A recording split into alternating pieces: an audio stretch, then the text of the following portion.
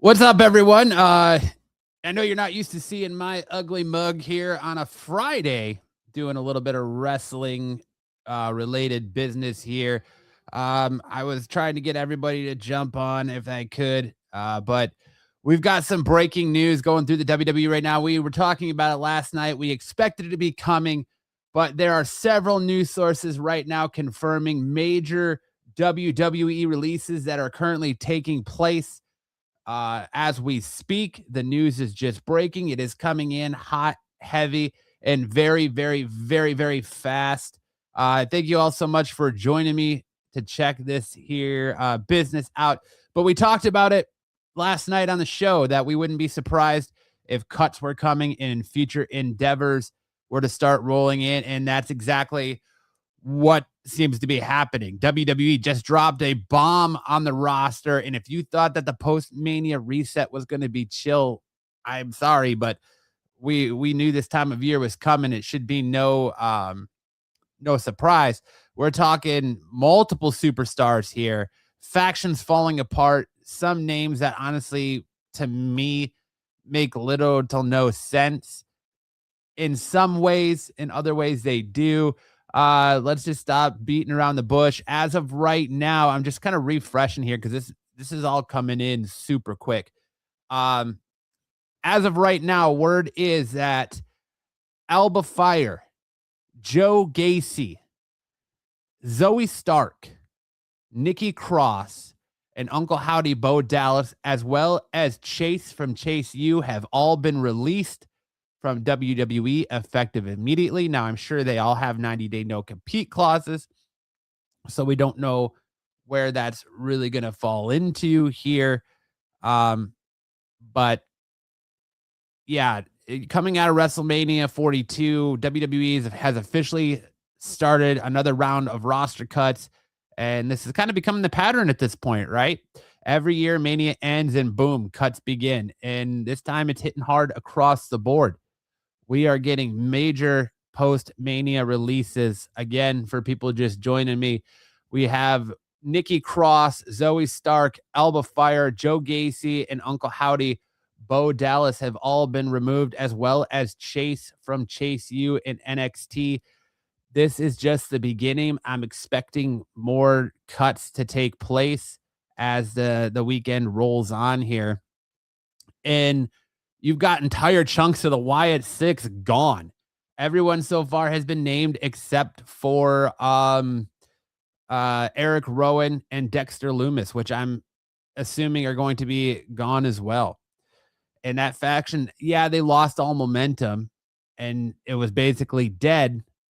They've spent so much time feuding with the MFTs that after they were on their hiatus from TV, they could never get off the ground. And really, you got to look at it and wonder, with the names that are being cut, like Nikki Cross, Zoey Stark, Alba Fyre, Joe Gacy, Uncle Howdy. Well, Zoey Stark has been hurt. Alba Fyre was part of that secret harvest. They, other than Chelsea Green, since Chelsea Green hasn't been on TV, she hasn't really been doing much. And it's the Wyatt Six, I think, right now is the big one. If you've been watching WWE TV for a while, you already know the playbook. Post-Mania equals roster refresh, budget cuts, creative direction shifts. And the budget has been a huge thing, or the ticket prices have been a huge thing. And we've been big harpers on this show about the lack of using all their talent and how the same people shouldn't hold the championships over and over again. Maybe they need to go kind of back to a ruthless aggression era type style and play hot potato with the main championships instead of having one guy hold it or girl hold it for so long. Get some of these other big stars going. I mean, the Wyatt Six, when they debuted, they were the biggest thing. They basically killed the entire roster, the entire gorilla area. We thought that they shot Chad Gable in the head. Only to a few years later be completely cut from the WWE. Some of them, their second round of cuts, their second time being cut. What does this actually mean for WWE moving forward? Well, are we going to get more NXT call-ups likely? Probably. Like, they've got to fill this roster, and these spots are going to be emptied and go to somebody. You got new storylines incoming. they could possibly return elsewhere, like AEW, TNA, or the Indies. Maybe a locker room morale issue. I mean, Zoey Stark was on the shelf, but they weren't doing much with Nikki Cross, which they could have. The Wyatt Six could have moved past the MFTs long ago. I don't know why they feuded over that stupid lantern for as long as they did. It really, to me, seems like the big question here or answer to all this is a creative issue. It's a creative issue. You can't underutilize talent and then cut them for not getting over. Creative failed the Wyatt Six. They never got off the ground. They got taken off TV when Bo Dallas got hurt the first time, and then they never got off the ground, never utilized. And you want to cut them like this? Zoey Stark's been hurt for the last year. I mean, are we going to see a lot of these big players in the indies? Absolutely, we will. It's the news is just coming in quick and fast and in a hurry here. I'm trying to refresh here to see if we got any other releases. But I want to get in here and give you guys the latest on what's kind of been going on. I'm not seeing any other releases at this time yet. But again, Zoey Stark, the Wyatt Six, basically, Joe Gacy, and Nikki Cross, Zoey Stark, Alba Fyre, Joe Gacy, Uncle Howdy and Chase from Chase U have all currently been released from WWE. Like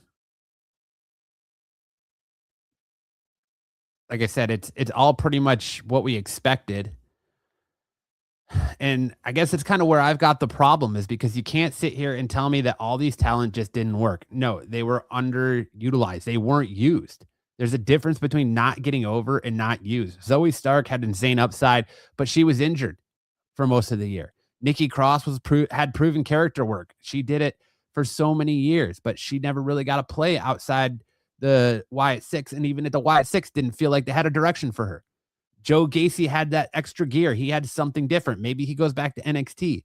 But if you don't put them on TV and you don't give them real stories, what do you expect them to do? What do you think is going to happen here? They're just going to magically do something? I get it. This is the business. Post-Mania reset, new signings, NXT call-ups, WWE roster is stacked right now. Somebody's got to go.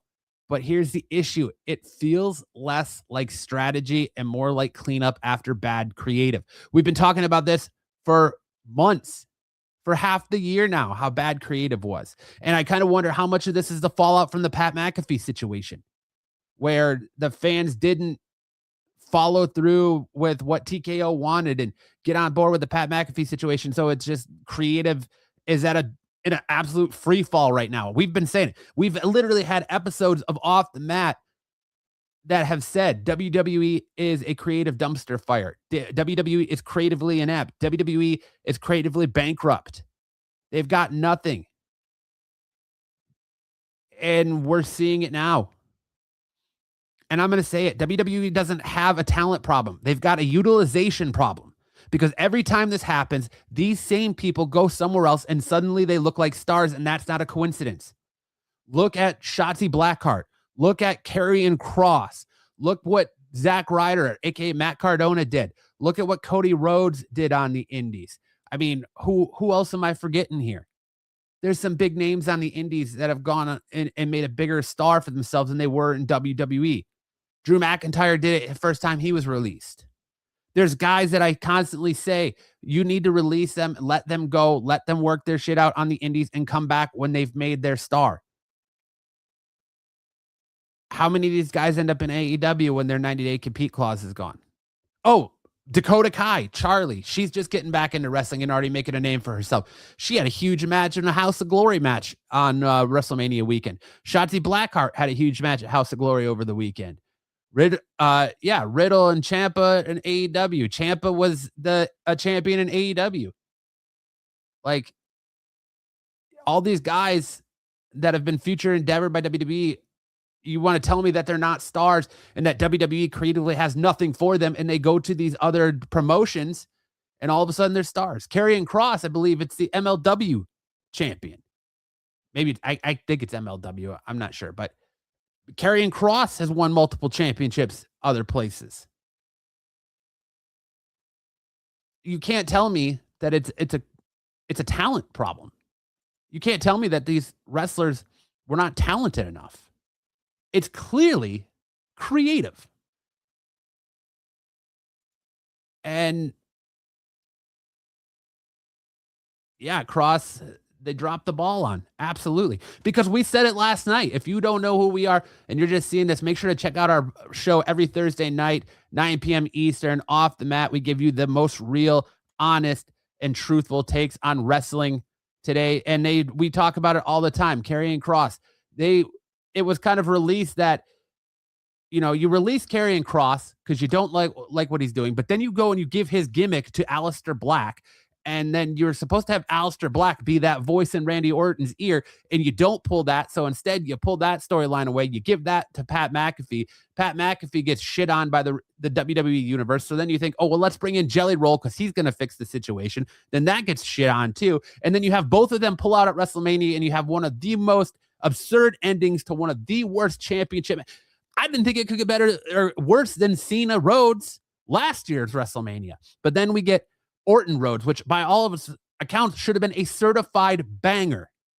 But that was the case because you wanted to let Karrion Kross go to try and give that role to Aleister Black. Then you pull Aleister Black out of that when he was supposed to be that voice in Randy Orton's ear, and you insert Pat McAfee. So to me, it's clearly a creative problem.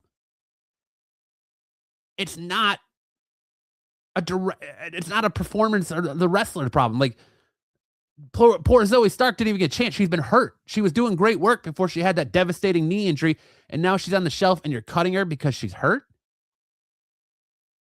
They wanted Cross, but not Scarlett. Cross said they're a package deal. Absolutely, as they should be, because Scarlett, they should have put Scarlett in the ring. WWE, if you look at it, it's hurting for female talent on SmackDown. But we don't want Scarlett. We don't want Nikki Cross. We want the Wyatt Six to feud with the MFTs, our bloodline light, for 6 months, and then have them not do anything. Go back and forth. You started hot with the Wyatts, but you didn't know how to use them. Buddy Murphy, thank you, is another one. Buddy Murphy, thank you. Blowing it up. Absolutely. Buddy Murphy's another one. Absolutely killing it. And AEW. I wish he'd come back to WWE. But I'm still searching to see if there is any other names people are speculating on. There's a lot of talent. Let me put this out. There's a lot of talent that are not scheduled to be at SmackDown tonight. So people are speculating that they're being released as well. So Ember Moon, Athena, thank you. You're just making my point. Thank you. Oh, there you go. Dexter Lumis is the newest one. Breaking news. Dexter Lumis reportedly gone from WWE. So they are clearing house on all of the Wyatt Six. Dexter Lumis is gone for the second time for WWE. Where are we going with all this? Like, we've got two Americanos running around. WWE essentially has 4 brands now. If you think about it, they got NXT, Raw, SmackDown, AAA. Why you have workers here? Gacy can go given the right opportunity. We saw it in NXT. Why do we still have Natty on the roster? I like Natty for all intents and purposes, but I'm just saying, you got Natty on the roster. I wouldn't be surprised to see R-Truth get cut again. Well, wait, he's a tag team champion. Can't do that. I guess he lucked out with that one. So what's going to happen next, I guess, is what everyone's probably thinking is you're going to see new faces come in. You're going to see storyline resets. And yeah, some of these releases, like you said, they're going to pop off. Natty's coaching LFG. Yeah, that's true. I mean, I guess they could future endeavor her, and since she's going to have a 90-day non-compete clause, they could still have her do LFG. But I wouldn't be surprised to see some of these names become big deals real fast. Dexter Loomis, Joe Gacy, Alba Fyre. I mean, I think they're all going to be big ones. Andre Chase. I never got behind Chase U, so I'm not really feeling Chase U. But yeah, the entire Wyatt Six. I'm sure Eric Rowan's going to be next. I know WWE's always kind of been high on Eric Rowan and had him hang around, so maybe Eric Rowan sticks around. I thought for sure, like I said, I knew that these were coming. They do every year. We talked about it last night that who knows how long it's going to be till these future endeavors start happening.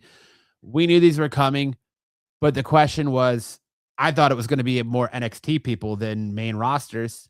Honestly, I thought a lot especially with LFG, the developmental stuff they got going, they could be calling them up to NXT. So you're going to see a lot of NXT people get cut, and you still might. These aren't going to be the first rounds and probably the last.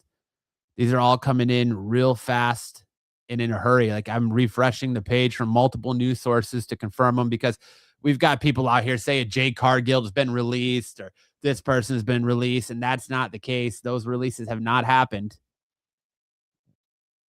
So just because they're not on the SmackDown call sheet for tonight doesn't mean that they're being released. So I'm sitting here trying to vet news sources and sites as I'm talking to you all about who's been released. But that's so far so much. It just seems like all of the Wyatt Six are going to be gone. I wouldn't, like I said, be surprised to see Eric Rowan's name up there. Dexter Loomis is reportedly the newest one.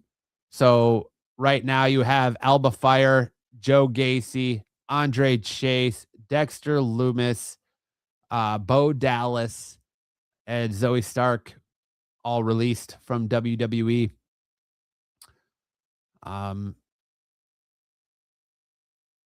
If you ask me, Zoey Stark, I wasn't always the biggest Zoey Stark fan, but I think that they're potentially missing out, especially in a kind of toned down women's division with Naomi out after having a baby, with Bianca Belair announcing that she's pregnant and about to have a child. Other injuries to just man, I can't even think of all the injuries on SmackDown. Piper Niven, you're not using Natty the right way, but I feel like Zoey Stark could have come back and really made an impact there. Nikki Cross wasn't being used the right way. She deserved a lot more. The Wyatt Six completely creatively fumbled, and like I said, I just don't think this is going to be the last round of cuts WWE gives us. Man, they did Bray Wyatt's family dirty. Yeah. Well, that's what happens when you're leaving this to a creative team. Because let's be honest, it feels like Bo Dallas is not as creative as his brother. His brother Bray created this entire world with the Firefly Funhouse and the Fiend and the Wyatt family and all this, and it just feels like Bo Dallas is not that creative. He is nowhere near as creative as his brother, and so they're relying on WWE creative to have something creatively for this supernatural group, the Wyatt Six, and they got nothing. And neither apparently did Bo Dallas. So they just feud with the MFTs for months on end. And then what do they get for their troubles? Walking papers. And that's right after WWE's out here signing Evil from New Japan. TKO didn't believe that. Yeah. I don't know. But it's a shame. I'm not going to sit here. Like, I can't sit here. You're going to see these fake overreactors out here on Facebook, I'm sure, and Instagram and TikTok just completely overreacting. Oh, why did so-and-so get released? Oh, like this isn't fair. It happens all the time. But I'm not going to do that. I'm just going to say it's the nature of the beast. We knew it was going to come. But don't tell me it's because these people can't work. I want some credibility here from TKO, and I want them to acknowledge, hey, we're creatively in a free fall. We are in a creative free fall. We have to figure this out. We're trimming some of the fat because not because they can't perform, but because we dropped the ball on them. We didn't know how to push them. We didn't know how to push their character. We didn't know how to work around their gimmick. We didn't know how to package them or repackage them to actually give them a chance. I'll say it. Chase U to me was the stupid faction. It was a stupid gimmick. It ran its course. It should have ended a long time ago. It should have never come back in NXT, but it did. It's a gimmick that I don't think would have ever worked on the main roster. Maybe I'm wrong, but I'm not surprised one bit to see Chase from Chase U gone. I'm not even really surprised by the names we've gotten, other than maybe Zoey Stark, just because she's had that horrific knee injury that she hasn't been able to come back from yet. She hasn't even been given a shot. Dexter Lumis. I love Dexter Lumis. I think Dexter Lumis is great. I think his character was great on NXT. And even on the main roster. But what are we gonna do with Johnny Gargano? Are they gonna release Johnny Gargano? I bet your ass they don't, because they don't want him to go to AEW in 90 days and reunite with Ciampa and actually have AEW show you how to properly use DIY.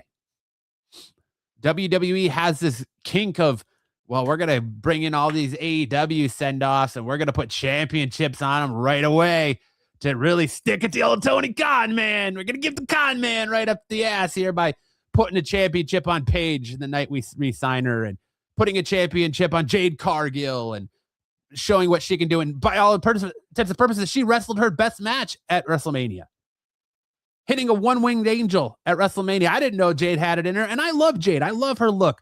But let's be honest. Let's call it what it is. As much as I love Jade Cargill, you know who she is? Chat. Somebody tell me, chat. Who is Jade Cargill? Who is Jade Cargill the female version of? King says they haven't even done anything with Powerhouse Hobbs, right? How are you going to sign somebody and then say, well, we don't have any creative direction for you? We don't have any creative direction for you, so we're going to have you just sit there. And then we're going to have you win the Andre the Giant Battle Royale. Chat. 2 weeks ago on our WrestleMania prediction show, well, actually a week ago on our WrestleMania prediction show, I told you, I sat in this seat and told you that out of the 11 Andre the Giant Battle Royale winners, 3 are still with WWE. 3 of them. So, how long is it before Royce Keys is going to be bounced? And I hope that's not the case, because I like Royce Keys. But let's be honest, he didn't do much as Powerhouse Hobbs in AEW, and he probably ain't going to be doing much as Royce Keys in WWE, because they have no creative direction for him. They have no creative direction for anybody other than who you see on the roster at the top. And that's why Becky Lynch has got to be Intercontinental Championship for a 3rd time. China. No, AA, not China. Watch them release Royce Keys soon. Maybe Bayley has 1 foot out the door. That's a good possibility. Let me tell you, chat. Let me tell you who Jade Cargill is. Jade Cargill, and as much as I love her and I've gotten to interview her, but if I am being real, Uso, Bronson Reed, and Carmelo Hayes. Yep. Dumb yet, break up the Wyatts. They sent them all away. Bye. Out the door. See you later.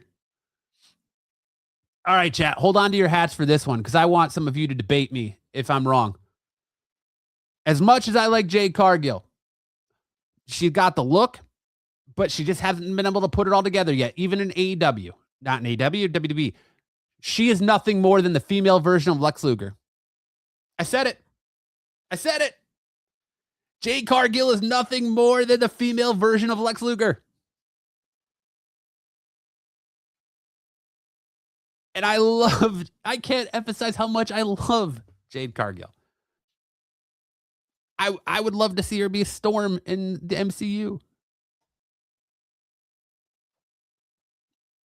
TKO is taking over WWE, yeah. To be honest with you, I ain't mad at that, though. Ahmed Johnson, that's a good one, too. But I just don't think we're gonna. You're not mad at that take? Hey, it is. I'm calling a spade, man. That's what it is. She is the female version of Lex Luger. Someone who had the look, but couldn't put it all together. As bad as WWE wanted her to be champion, how many title matches did she have? How many times did she defend that belt? It took a top star in Rhea Ripley to get the best match out of her. Something that the likes of like Tiffany Stratton couldn't even do.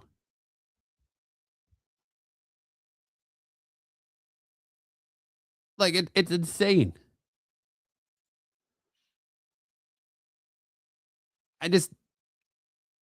Mania was sad. It was. Night 2 was far above and beyond night 1. But I can't sit here and pretend like, oh well, these superstars that got released, other than maybe Chase U, maybe Andre Chase. Okay, Titus O'Neil he's like in a ambassadorial role, isn't he? I'm about to head out. Hey, thanks for the sub, man. I appreciate it. Guys, if you like my take, we do this every Thursday night right here on Off the Mat, 9 p.m. Eastern. Make sure to hit that sub up button. Make sure to hit that subscribe button. I'm sure we're going to talk all about this all on Thursday when we go live. But I just wanted to jump on here and talk about this because, again, I'm not going to sit here and be one of these fake reactors that I'm not going to call out because it's not about that. But you see them all over Instagram and TikTok and all that. I'm not going to sit here and call them out because it's not about the drama or anything like that. It's about the sheer fact that, am I surprised that WWE is doing these releases? No. We get future endeavors every year. But again, it's not their fault. WWE dropped the ball creatively. Hey, there it is. Eric Rowan has been released. So they have officially released the entire Wyatt Six. The entire Wyatt Six is absolutely gone. Eric Rowan has been released. They have completely terminated the Wyatt Six. I'm still waiting to vet. I got that news from a pretty reliable source so far. I'm waiting to second up that release. But that brings us to what? 8 total. 8 total releases so far. Eric Rowan, Dexter Lumis, Andre Chase, Bo Dallas, Joe Gacy, Alba Fyre, Zoey Stark, and Nikki Cross. Who's next? Well, I mean, Raw just had a bunch of call-ups. You had Sol Ruka come up. You had Joe Hendry's coming up, apparently. You have Ethan Page. SmackDown's supposed to get some call-ups. JC Jane's the name everyone's going around there, which floors me because she was in NXT forever. Not that, I mean, her work is exponentially, oh my God, I can't say that word, but exponentially gotten better. But it's creative. You can't tell me it's not. The Wyatt Six had all the potential in the world to do something, and they creatively couldn't do it. So I point the finger at TKO. I point the finger at Ari Emanuel and the whole TKO brass. Like The Rock, man. What's going on with that? The Rock is on the TKO board, and he did not post one social media post, talk about nothing WrestleMania. And his cousin was in the main event with CM Punk. And the guy toting the WWE is my life. It's my home. But I'm not going to talk about WrestleMania. Obviously, whatever happened internally between him and Triple H last year is still really stuck in his craw because he didn't even want to talk about it. And I'm here to tell you, I don't think we see Rock at WrestleMania next year in Saudi Arabia unless Triple H is outed as head of creative. As long as Triple H is in that role, The Rock will not be caught dead anywhere near WWE. That's why they brought in Pat McAfee. That's why Travis Scott came out last year. That's why the main event for Cody Rhodes, the last 2 WrestleManias, has been dog shit. WWE ain't losing money. WWE is gaining money because you know why? We pay for you saw it at WrestleMania. How many people that weren't even true? All they've done is price out the real wrestling fan and brought in more celebrities. Look at all the people that paid astronomical amounts of money for WrestleMania, but they couldn't even sell WrestleMania out this year. They did, last numbers I saw, they did 10,000 less in attendance from this year than they did last year, but they're promoting it as their most profitable because WWE experience was expensive. Food prices were expensive. $20 for a water inside the arena. $500 hotel, a night for basic ass hotel room. WWE's getting their money because sheep are still paying those prices. $39 or $29.99 or whatever the hell it is for that ESPN app to watch all of your premium live events. So you got to eat, have an ESPN if you're not a sports fan, but you want to watch that wrestling event, unless you're just going to keep canceling or resubbing or doing a VPN or whatever you're going to do. But I don't know. This is a hot button topic. We knew it was coming, and I'm not going to sit here and act like it wasn't. And I'm not surprised, honestly, by any of these stuff that's being released. Let me know. Who else in the WWE do you think is being underutilized, chat? Who else? I feel bad for Matt Cardona because he spent all this time trying to come back, and he's done nothing but job out and lose since he's been back. Can we get some better creative direction for Matt Cardona, please? I feel like he deserves it. You can't sit here and tell me that WWE doesn't have the talent. Why are we seeing these same people champion over and over and over and over and over and over and over again? Why do we have Becky Lynch, who is a main eventer in the mid-card title, for a third time? I said right here on this show, if you're just joining us right now, what's up? My name's Matt. I'm one of the hosts of Off the Mat. We do our podcast every Thursday night right here where we talk professional wrestling, give you honest takes on professional wrestling. Go back and check out the episode we did last night. I sat here on this very show last Thursday and said, yo, WWE can do something monumental. They love their viral moments. They love to repeat history. Make history again. Have AJ Lee retain over Becky Lynch. Have AJ Lee go into Monday Night Raw. Have Sol Ruca show up. Challenge AJ Lee shockingly for the Intercontinental Championship and have her beat her for the IC Championship if AJ was going away for a while. Put the belt on Sol Ruca. Sol Ruca, everyone in the IWC is high on Sol Ruca. Strap a racket ship to her ass and send her on her way because she's already made it. She's already made woman in the main roster. There's no point pussyfooting around it. Give her that title. Make her a star. Becky Lynch don't need that title. You got Roman Reigns, who we were all worried was going to be a part-timer. Thankfully, he's saying he's going to come back and work a full schedule for the summer, carrying that belt again. It was the right choice because really, ultimately, you ran your course with CM Punk. CM Punk has fought everybody on the Raw roster. He has nothing to do. You need to refresh him. And by refresh him, I mean move him to SmackDown.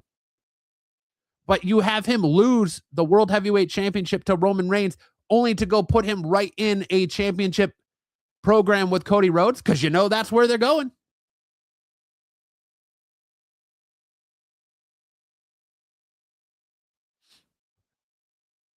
Joe says they release wrestling, but YouTubers on WrestleMania make it make sense. Right, exactly.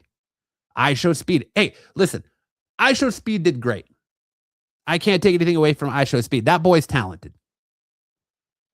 But I don't know what we're talking about here. If they dropped LA Knight, he would probably be huge in AEW. He was huge in TNA. Do you think LA Knight is on the chopping block? I don't. LA Knight is such a huge star. I don't think he's on the chopping block personally. I don't think he is. They still seem to be using him quite a bit. He's on TV damn near every week. He's got a huge following, but for some reason, I don't know if it's that his gimmick is too much like The Rock's at this point, or if it's the fact that he basically is a Rock Stone Cold hybrid, why WWE doesn't use him and why he doesn't get his push and why he doesn't at least get a mid-card title. They're building. Look, they did it with Trick Williams. They gave Trick Williams the United States Championship. Why did they? I said it last night. I fully believe that they took the belt off of Carmelo Hayes and gave it to Sami Zayn. So that way Trick could purposely beat Sami at WrestleMania. And then they could spend the rest or the better half of the rest of the year focused on a feud between Trick Williams and Carmelo Hayes. And you throw the United States Championship in there just to make it that much better. Because if you don't have Carmelo Hayes have that belt, why does that feud matter? Yeah, they have history at NXT, but you got to have Trick have a reason to go after it. Now you have Carmelo coming after Trick because Carmelo wants his property back. Trick now has what Carmelo wants, and Carmelo's coming for it. So you built yourself in a feud right there. Great storytelling. Why can't you do that for everyone else? I'm not going to point. I'm not going to point figures at iShowSpeed and other YouTubers because they're coming in for one night. They were there just to sell WrestleMania tickets. iShowSpeed is one of the biggest streamers in the world. You're crazy if he wants to do it, not to have him involved in some way, shape, or form. That's why Logan Paul's there. Logan Paul made that transition, and he's killing it. But Jelly Roll and Pat McAfee. I love Pat McAfee. I loved him in commentating. I love his work, but let's be honest. He ruined that spot. And him backing out when he did, also, if the nude reports are true, and them having to scrap everything in reverse direction mid-program, it doesn't make sense. But as of right now, let me refresh. Okay, so CM Punk said it best, lower ticker. The whole IWC's been saying it for months. For months. All right, so before I run through the list, let's just Blake Monroe is reportedly being called up to SmackDown. And also Gacy Jane is reportedly going to appear tonight on SmackDown. Well, let me retract that. Blake Monroe has officially been called up, but there is no word yet on when she will debut and when it will happen, whether it will be Raw or SmackDown. I'm going to say it's probably going to be SmackDown. Given what we've just seen transpire, I'm going to believe it was SmackDown. Oh, Dante Chen confirms WWE release. All right, so it continues to grow. Dante Chen is the newest name released. Eric Rowan from the Wyatt Six released. Dexter Loomis from the Wyatt Six released. Chase, Andre Chase from Chase U released. Bo Dallas, Uncle Howdy released. Joe Gacy released. Alba Fyre released. So the Secret Service is completely gone. What's Chelsea Green going to do? Because we already know from Unreal, hey, they don't have Chelsea's a good worker, but she's not champion. She's not main event material, man. No. Zoey Stark and Nikki Cross. Those are your big releases so far. We do have confirmation on 2 call-ups and Blake Monroe and Gacy Jane. I mean, what are we doing here, WWE? What are we doing? Like, it blows my mind, chat, that WWE can sit here and be like, we don't listen to the IWC. No, we don't listen to any of that online backlash. No, not us. No. Nick Khan, I don't listen to any of that shit. Come on, man. We all know that you guys employ somebody that's got burner accounts that go in all these chats and sit there and listen and then take ideas because you don't want to pay for them. Good on you. Why would you want to pay someone for their ideas? No, you can just go online where people give them away for free. And I'm stupid enough to admit that I'm guilty of that as well. Just giving these ideas away for free. And Next thing you know, they show up in TV and you're like, oh man, I remember saying that weeks ago, a month ago, 2 months ago.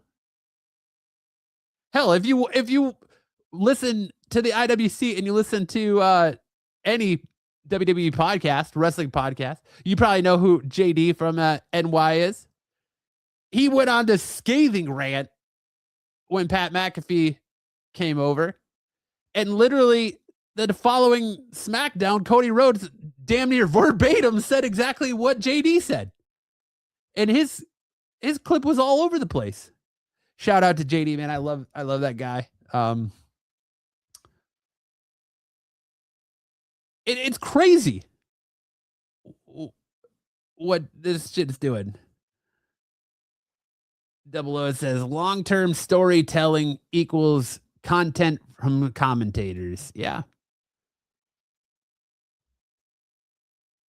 Yeah. I mean, you can't make this up. We sit here every Thursday night and be like, listen, this is what you should do. I sat here a month ago and said, you know what WWE needs to do with Unreal? Unreal should not be a behind the scenes type thing where they are giving away the gimmick or the business and showing you how the sauce is made. Unreal should be back in the Attitude Era. We had these feuds that sprawled outside of the arena. Think of Stone Cold and Booker T in the grocery store. Think of Stone Cold versus Vince McMahon in a hospital room. You know, Stone Cold in The Rock in Detroit, throwing the belt in the Detroit River. People sprawling out, fighting into I think it was Edge and John Cena, or I'm probably forgetting, but throwing each other in the river, fighting down to the riverside. Unreal should be that these carry over. Your feuds carry over. They don't just happen. They don't just stop inside there. You had hardcore matches take place in airports. Yeah, it's probably harder, but like have the feuds go out. I said you could have the Usos who are feuding with the Vision. The Usos are okay. We'll say the Vision gets the better of the Usos on Monday night as Raw goes off the air. Then we see a clip of the Vision going to their next town and they're stopping for gas, and you could have Logan Paul pumping gas. Well, Austin Theory goes into the convenience store, and out of the back seat pops Jey Uso. Jey Uso beats down Logan Paul, leaves him leaving, and takes off with his car. And now they left Austin Theory and Logan Paul stranded at this random gas station, and it could play out. I said that months ago. And look what they're doing. You have Tatum Paxley showing up at a hotel room for Blake Monroe. You have stuff going on in media now. The stuff that went on during WrestleMania week with Jey Uso and the rapper whose name is escaping me right now. You have what Seth Rollins did yesterday on Good Morning Football. WWE is trying to do that more. And good on them for trying to make it more entertaining. Because I think that's entertaining. You continue to have that spill out and find new ways to be creative. That's the whole word in creative is creative, right? You can't just give me, you were getting the bloodline again. Yeah, let's hear it for the bloodline. Who's excited for the bloodline again? Not me. Unless they tell the story differently. I said it last night on our show. CM Punk spent the last few months since WrestleMania sitting here telling Roman Reigns how he can't do shit on his own. And that he needs his cousins to fight his battles for him. He can't win shit on his own. What's the first thing he does on his first night as champion? Roman Reigns brings his cousins to the ring. I need you all by my side. I don't need you to fall in line, but I need you to be by my side to protect me. Regurgitated bullshit is what that is. Like you used to have people showing up at people's houses and all kinds of crazy shit. But let me reel this in because now I just feel like I'm rambling and getting. Yeah, I miss my cousins. The most original shit we saw in WWE was them bringing Jacob Fatu over to finally give us Jacob Fatu versus Roman Reigns. But they left it open-ended, so we don't know if it's going to happen at Backlash or not because it gives them time to change their mind. You already have a depleted tag team division, so much so that your tag team champions are R-Truth and Damian Priest. Don't get me wrong, like both those guys a lot. But they're not a tag team. But you're not utilizing the Motor City Machine Guns. You just shit-canned the Wyatt Six. You just brought back the Street Profits after they were gone for God knows how long. Los Garza, gone. Who else? Half of the LWO, where the hell did they go? You let Ciampa walk. You neutered Ciampa and Gargano. You got Gargano just planking in the middle of the ring now. What are you going to do with him? I wouldn't be surprised if he's on this list. WWE, like I said earlier, WWE won't do that because they know he's going to go to AEW with Ciampa, and it'll be the biggest mistake of their life. Who knows how long? Who's not to say that in 3 weeks these guys aren't hired back? I mean, this is Dexter Lumis's second time being cut. This is Eric Rowan's second time being cut. Bo Dallas's second time being cut. Nikki Cross's second time being cut. But we can find a spot for a gimmick on the main roster like Joe Hendry because he's insanely over. Good on Blake Monroe for being called up. I think it's a little too soon personally, but WWE sees something in here, and I'm not in the business. I'm just a talking head on the internet giving my opinions. I don't think JC Jane, I mean, she tried to get called up once when she was with Mandy Rose, and that didn't happen. I hope she shows up and shows out. You got Jordan Grace being treated ridiculously on the main roster. You got Julia with the United States Championship that she barely defends. Yeah, she's going to defend it tonight against Tiffany Stratton. But are you going to take the belt off her and give it to Tiffany Stratton, another person who was just a bona fide main eventer, and you're going to give her the mid-card title? You're not using your mid-card titles to build mid-card stars. Why is there even a limit on stars? I've said it myself, and I've heard other people say it. Javon Evans will never be a world champion. He doesn't need to be a world champion. He could be the best goddamn intercontinental champion the WWE's ever seen, but they're not giving him a chance. Now, granted, they just gave the belt to Penta, and Penta's been chasing it for a year, and I love Penta, but Penta could be a bona fide main eventer as well. So you could have Penta going for the world title. Get somebody new in there.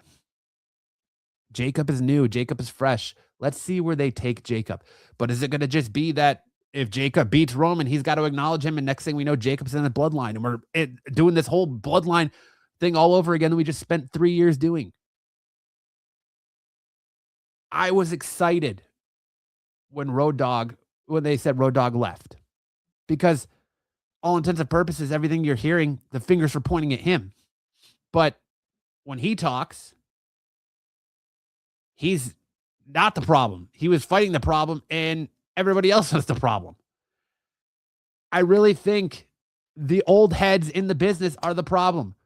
Bruce Pritchard, Michael Hayes. We need to get younger, talented guys in there. AJ Styles, give him a shot. TJ, Natty's husband, give him a shot. They've got great wrestling minds in the back, but they want to go back to the old heads that were part of Vince's regime. And what is it getting you? I can't in good faith point the finger completely at Triple H anymore because it's not his fault. He's got to fight against, not only himself, but Ari Emanuel, Nick Khan, all of TKO. And TKO can just walk in and be like, no, you got this plan going. Well, fuck all that. We're going to scrap that, and we're going to do what we want to do. SmackDown seriously needs a deep roster. Well, they just gutted it even more. So unless they're going to call up half of NXT, and Ricky Saints is another one whose name was coming up as being called up, but apparently he wants to stay in NXT. And apparently the CW wants him to stay in NXT because they want at least one big noticeable star on that brand still. You got Obafemi. What? All news reports are that now that Obafemi beat and retired Brock Lesnar, he's going to be used as a commodity, and you're not going to see him wrestle. Brock Lesnar, I said it last night, Brock Lesnar retiring screwed everything up for WWE because they wanted to feed him to Gunther. And I would not be shocked if that report is true, that they wanted to feed him to Gunther. Brock wasn't for it. Brock was high on Oba. Brock wanted Oba to retire him. So Brock said, fuck you, and retired abruptly at WrestleMania. So he didn't get fed to Gunther. And essentially that kills Gunther's gimmick. Who's going to retire now? There's nobody left to retire. So the career killer is dead. He's on the shelf. Rey Mysterio didn't want to get retired by him. So what are you going to do with Oba now? You're just going to have him sit on the sidelines? My cohort last night, Dom, said it best, is that they should have the best story now would be just feed guys to these guys. Have them wrestle. Feed them. Have them, both Gunther and Oba, go on amazing undefeated streaks. And then finally you have that culminate where they go streak versus streak at WrestleMania. Gunther versus Obafemi, streak versus streak at WrestleMania. And you just, whoever wins just gets that big shot, because Gunther retired John Cena and had nuclear heat. WWE sat him on the fucking freezer. Brought him back to retire AJ Styles. Nuclear heat. What does WWE do?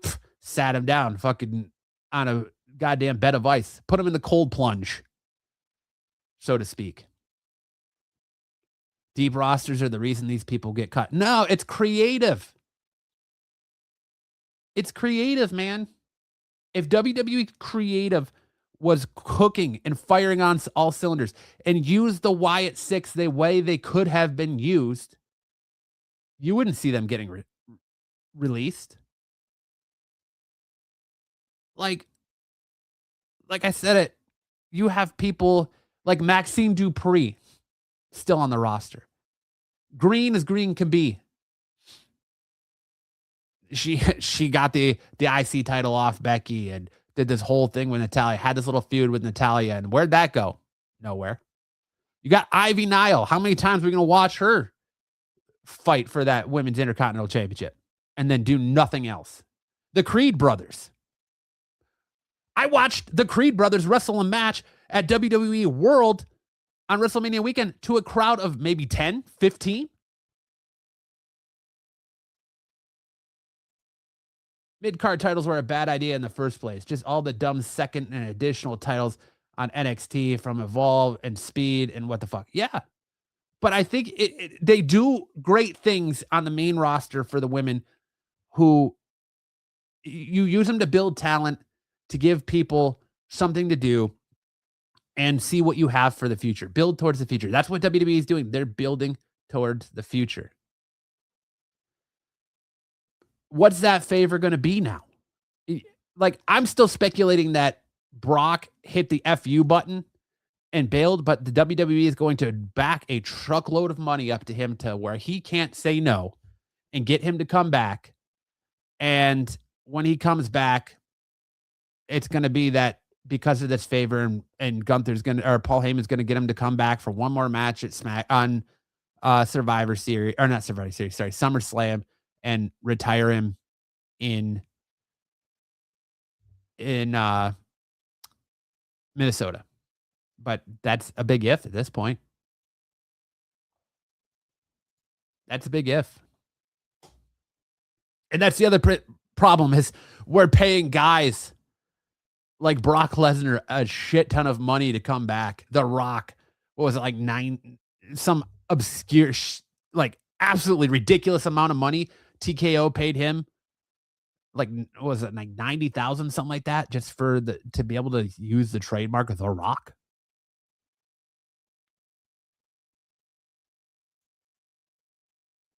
I don't know, man. I don't know. It just seems like I said, regurgitate this for all you new people here. I'm not going to sit here and act like I'm some like paid over reactor and oh my god, these releases are so terrible, blah blah blah. But it's clearly a creative issue because you could have guys go down to SmackDown or from the main roster, go back down to NXT, do some work there. But you have a serious problem on SmackDown. Brandon Young, just to run it through for you again, my guy, since you're just joining us. Dante Chen was released. Basically the entire Wyatt Six. Eric Rowan, Dexter Loomis, Andre Chase was released. Bo Dallas was released. Joe Gacy was released. Alba Fyre was released. Zoey Stark was released. Nikki Cross was released. They did not even give Alba Fyre a chance, man. She was someone they should have kept, absolutely. And I'm sure TNA is going to gobble her up. And let's be honest. Let's call a spade here. What's WWE doing with TNA? Oh, that's right. They're poaching their talent. They poached Jordan Grace. They poached Joe Hendry. Who's the next person from TNA they're going to poach? Tell me, chat. Who's the next person from TNA they're going to poach? Mike Santana? Are they going to poach Mike Santana next? Like Leon Slater, that's exactly it. Nailed it. Leon Slater. Moose, I don't know if they're going to take Moose. I don't know if they want Moose. But yeah, Leon Slater, baby. And you know what they're going to do? They're going to bring him to Raw, and they're going to put him in a tag team with Javon Evans. That's what they're going to do with Leon Slater when they poach him. Honestly speaking, I think Zoey Stark should have won Queen of the Ring tournament. Yeah. Zoey Stark should have got a lot more play, but she didn't. And it sucks that she got that devastating knee injury because she had an opportunity. She was the last survivor of that stable. She was the only one in that stable that didn't get cut. And then she got the knee injury because she didn't even get time to cook, man. And you want to tell me that, the names I rattled off, Dante Chen, Dexter Loomis, Eric Rowan, Bo Dallas, Dexter Loomis, Alba Fyre, Zoey Stark, Nikki Cross, they weren't talented? Come on, man. It's purely a lack of direction as far as creative goes. Creative had nothing for these people. And yet poor Royce Keys is sitting here backstage, licking his jaws, wanting to perform. And poor Matt Cardona is just being fed to the wolves. Chelsea Green can't get a fair shake, and the whole world knows it now thanks to WWE Unreal. Against the reported news, Ricky Sosa signed to WWE, not TNA. His contract is 4 years, was stated the first 24 months. He will wrestle at TNA. But they're out here signing international stars like Evil. And, are we going to see Danhausen? Danhausen got over on his own, man. I'm just happy WWE didn't give up on Danhausen after the reception he got at Elimination Chamber. And then he turns around and he's a gimmick, but hell, that gimmick sells so much so that Fanatics couldn't keep his t-shirt in stock over WrestleMania weekend, had to keep reprinting them. And so much so that they're bringing him to Fanatics Fest now because the dude is a walking paycheck.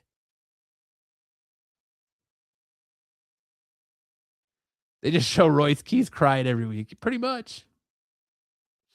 Honestly, WWE hates international stars over their main stars. I mean, Shinsuke Nakamura got a lot of play, but he never got play in the main roster the way he did in NXT or even in New Japan. Wyatt Six had a great startup when they debuted, but creative just couldn't pull the trigger. It was even hard to figure out what to do with them and who they feud with. Look, the Wyatt Six, yes, like I said, they came out, they had that great debut where they basically murdered the entire Raw roster. Like I said, we all thought Chad Gable was shot in the head, right? And the thing with the Wyatt Six is if I remember correctly, and you know, to paraphrase CM Punk here, chat, tell me when I'm telling lies. Bo Dallas got hurt, so they kept the Wyatt Six off TV. And the Wyatt Six was off TV for months because they had no creative direction for them. And then you bring them back, and then you put them in like what felt like a 6-month feud with the MFTs because you brought in all these Samoans, you brought in all this Anawani family, and you had to have little brother, little Solo, start his own bloodline. So you got talent like Jeff Cobb, aka JC Mateo, sitting there following little Solo Sikoa around. Tala Tonga finally got a little bit of time to shine after being on the roster for what, a year? And before being even debuting. So you sat the Wyatt Six down all the time. And then Bo Dallas ain't Bray Wyatt. So creatively, he's turning that over and expecting a bankrupt creative team. And I'll say it, bankrupt creative team to sit there and give him something to do, give him a feud, give him a story. We're fighting over the lantern that is the essence of Bray Wyatt. We're going to just have them be the real life Firefly Funhouse. Okay, but what are you going to do next? What next? You got nothing for him.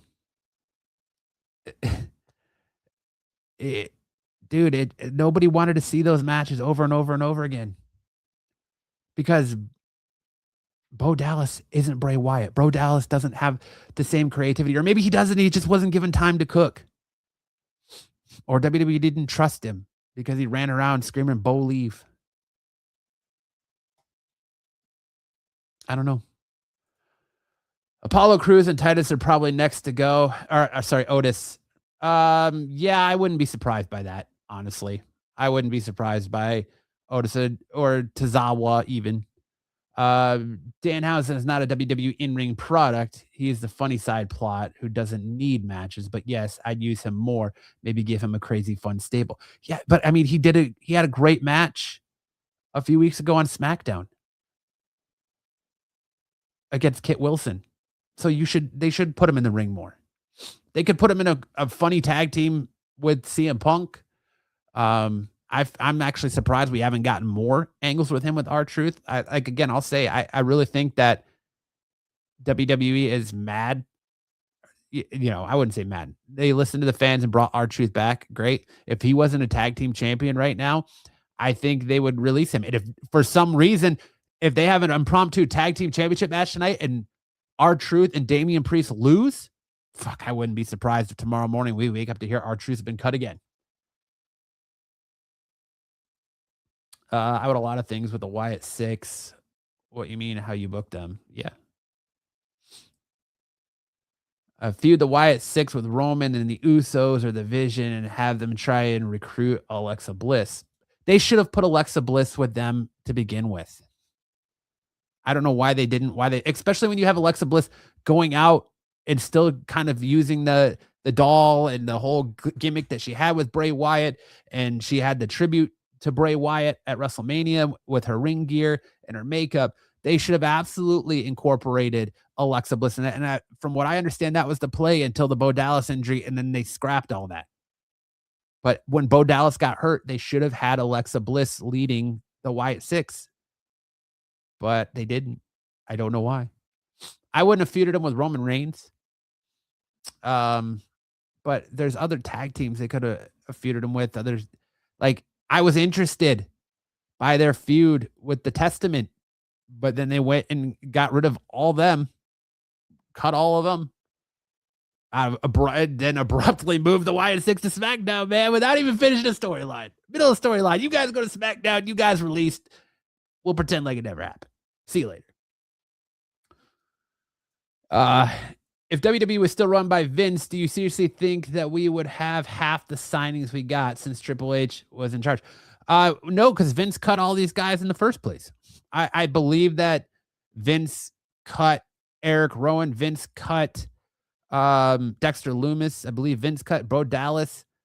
Gacy was in NXT. I believe he cut Zoey. I don't know if Zoey Stark was cut before, but I know Nikki Cross was, and I believe those were all Vince cuts, and Triple H re-signed them when he came over and took over. Besides Nikki Cross, who else was released today? Well, I will roll that back for you again. Dante Chen was released. Eric Rowan was released. Dexter Lumis was released. Andre Chase from Chase U was released. Bo Dallas was released.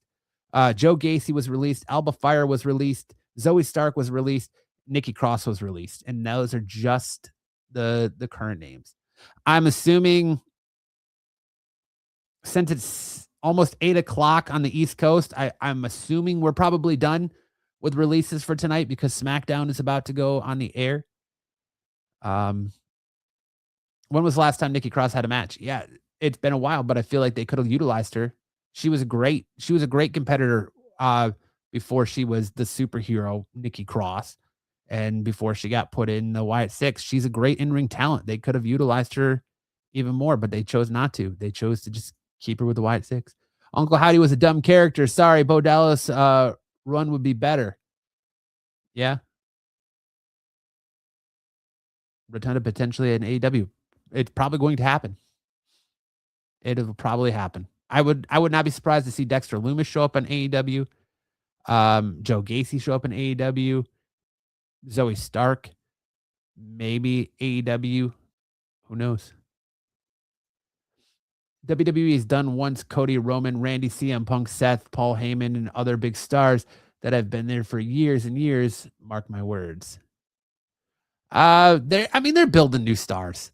Obafemi is going to be a star. Braun Breaker is going to be a star.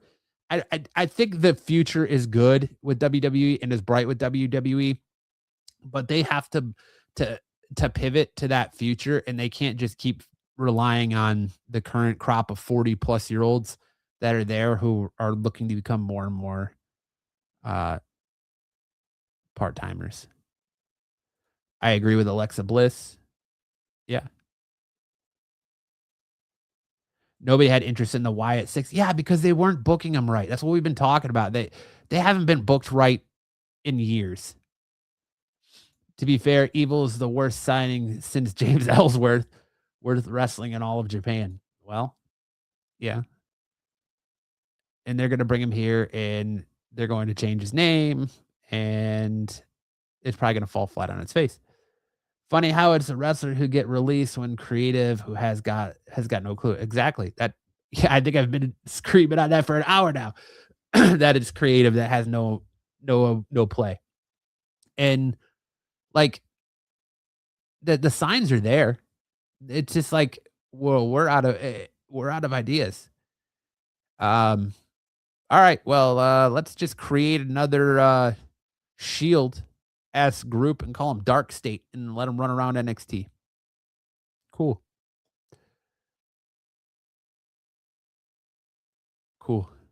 I bet Ludwig, Otis, and Takawa, Pete Dunne, Tyler Bate, Maxine Dupree, some NXT, and Chad Gable were released. No, they're not. Look, they're not going to release Ludwig Kaiser or Chad Gable because those two are insanely over as the El Grande Americanos in AAA.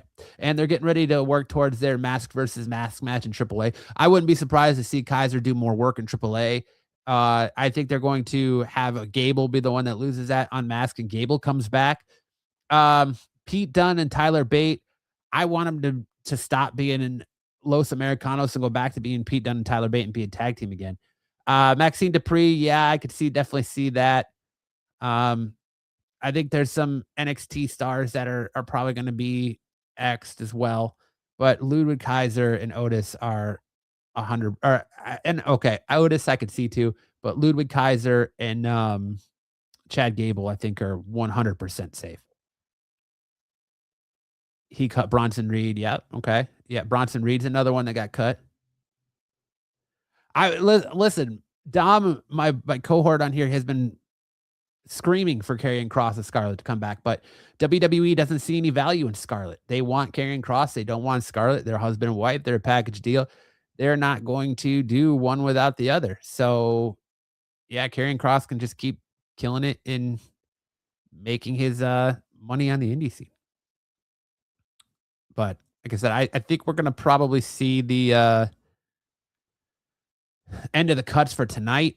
Do I think that there's going to be more this weekend? Absolutely. I think tomorrow we're going to get another crap. Chase U is also going to be released. Andre Chase has already been released. So, yeah, I wouldn't be surprised if the rest of that group gets cut. Uh, Kaiser won't be released. He has many high ups, like Taker admiring his work, and he is fun over as Americano in Mexico. He is trusted to be absolutely. Wyatt 6 on AEW. What's AEW gonna do with that group? Are they just gonna go over there and be another Dark Order? Are they gonna you're gonna send Bo Dallas over there and have him lead a new Dark Order? Kind of like what they did with Brody Lee. I don't know what AEW AEW's listen, let me give you my spiel on AEW, all right? AEW has some great professional wrestling, but Tony Khan can't tell a story to save his life. I'm going to date myself here, age myself a little bit. Have any of you seen the movie Pee-wee's Big Adventure? I like to picture Tony Khan as Francis from Pee-wee's Big Adventure sitting in his ridiculously oversized bathtub with his wrestling action figures, making them fight, and that's how he writes AEW scripts. That's just what I think. If Tony Khan could get his head out of his own ass and get out of his way and actually tell stories,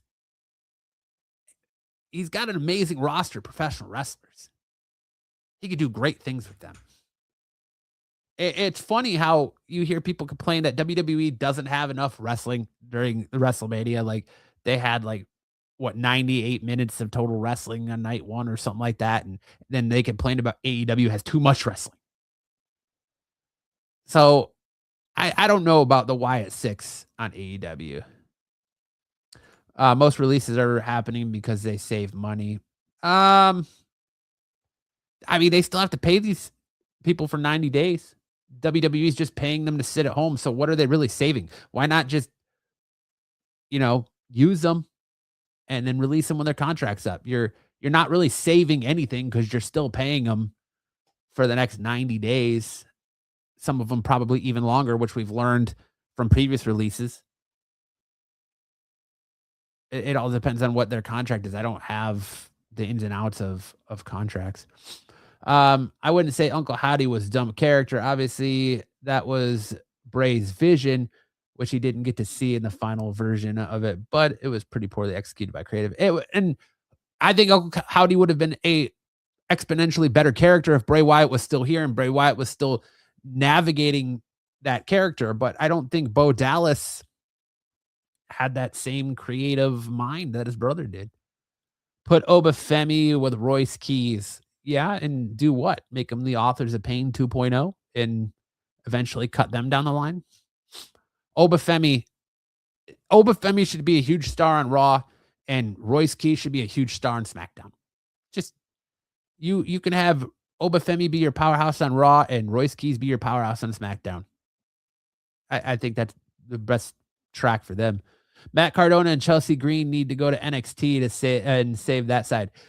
Yeah, Matt Cardona needs something, man. I love Matt Cardona so much. I loved him on the indies, man. Always ready. He was out there winning championships left and right, and then he just comes back to WWE, and it's like they're just jobbing him out all over again.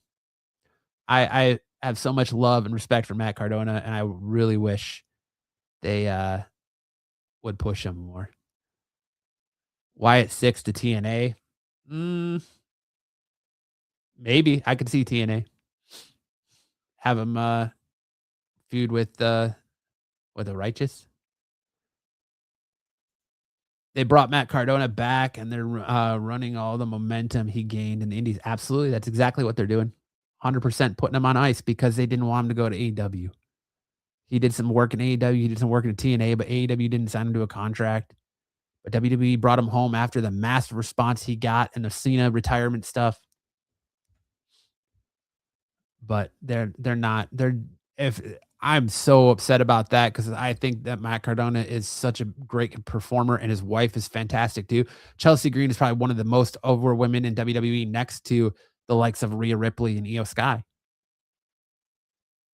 Candice and Johnny are getting released. I could definitely see that happening. But like I said before, I don't I think they're gonna do something with Johnny Gargano and the Motor City Machine Guns with Candice LeRae.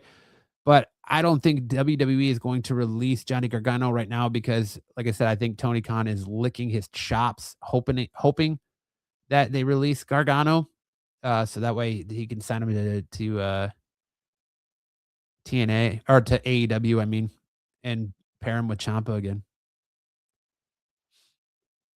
They do this every year with releases. It happens every year after me. I know, and that's why I said I'm not sitting here being some overreactor. I'm just laying it out there that these I'm not going to sit here and have some fake overreactor sit here and say, "Oh my god, like how could you do that? How could you release Zoey Stark? Oh my god, how I'm so distraught." Dude, it's 100% a creative thing.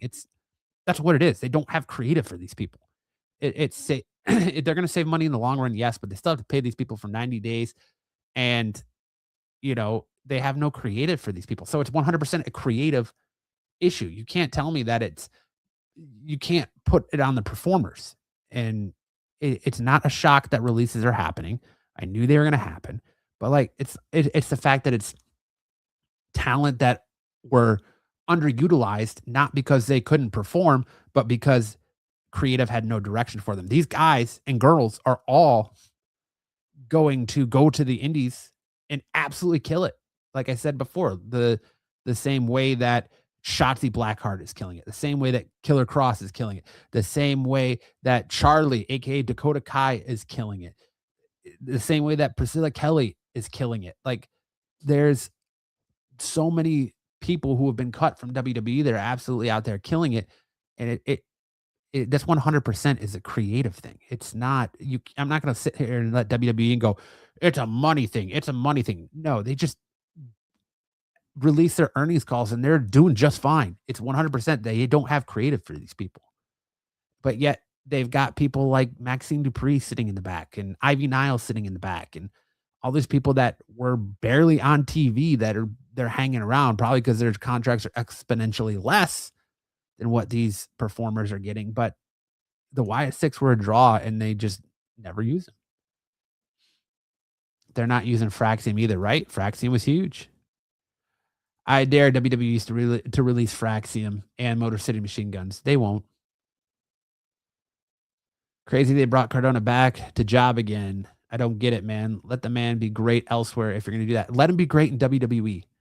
He came back to be WWE champion. I want to see him versus Cody Rhodes as soon as Cody's cleared.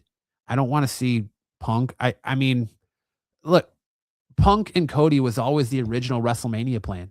It was supposed to be Punk versus Cody, Seth versus Roman. But Seth's injury, they had to pivot.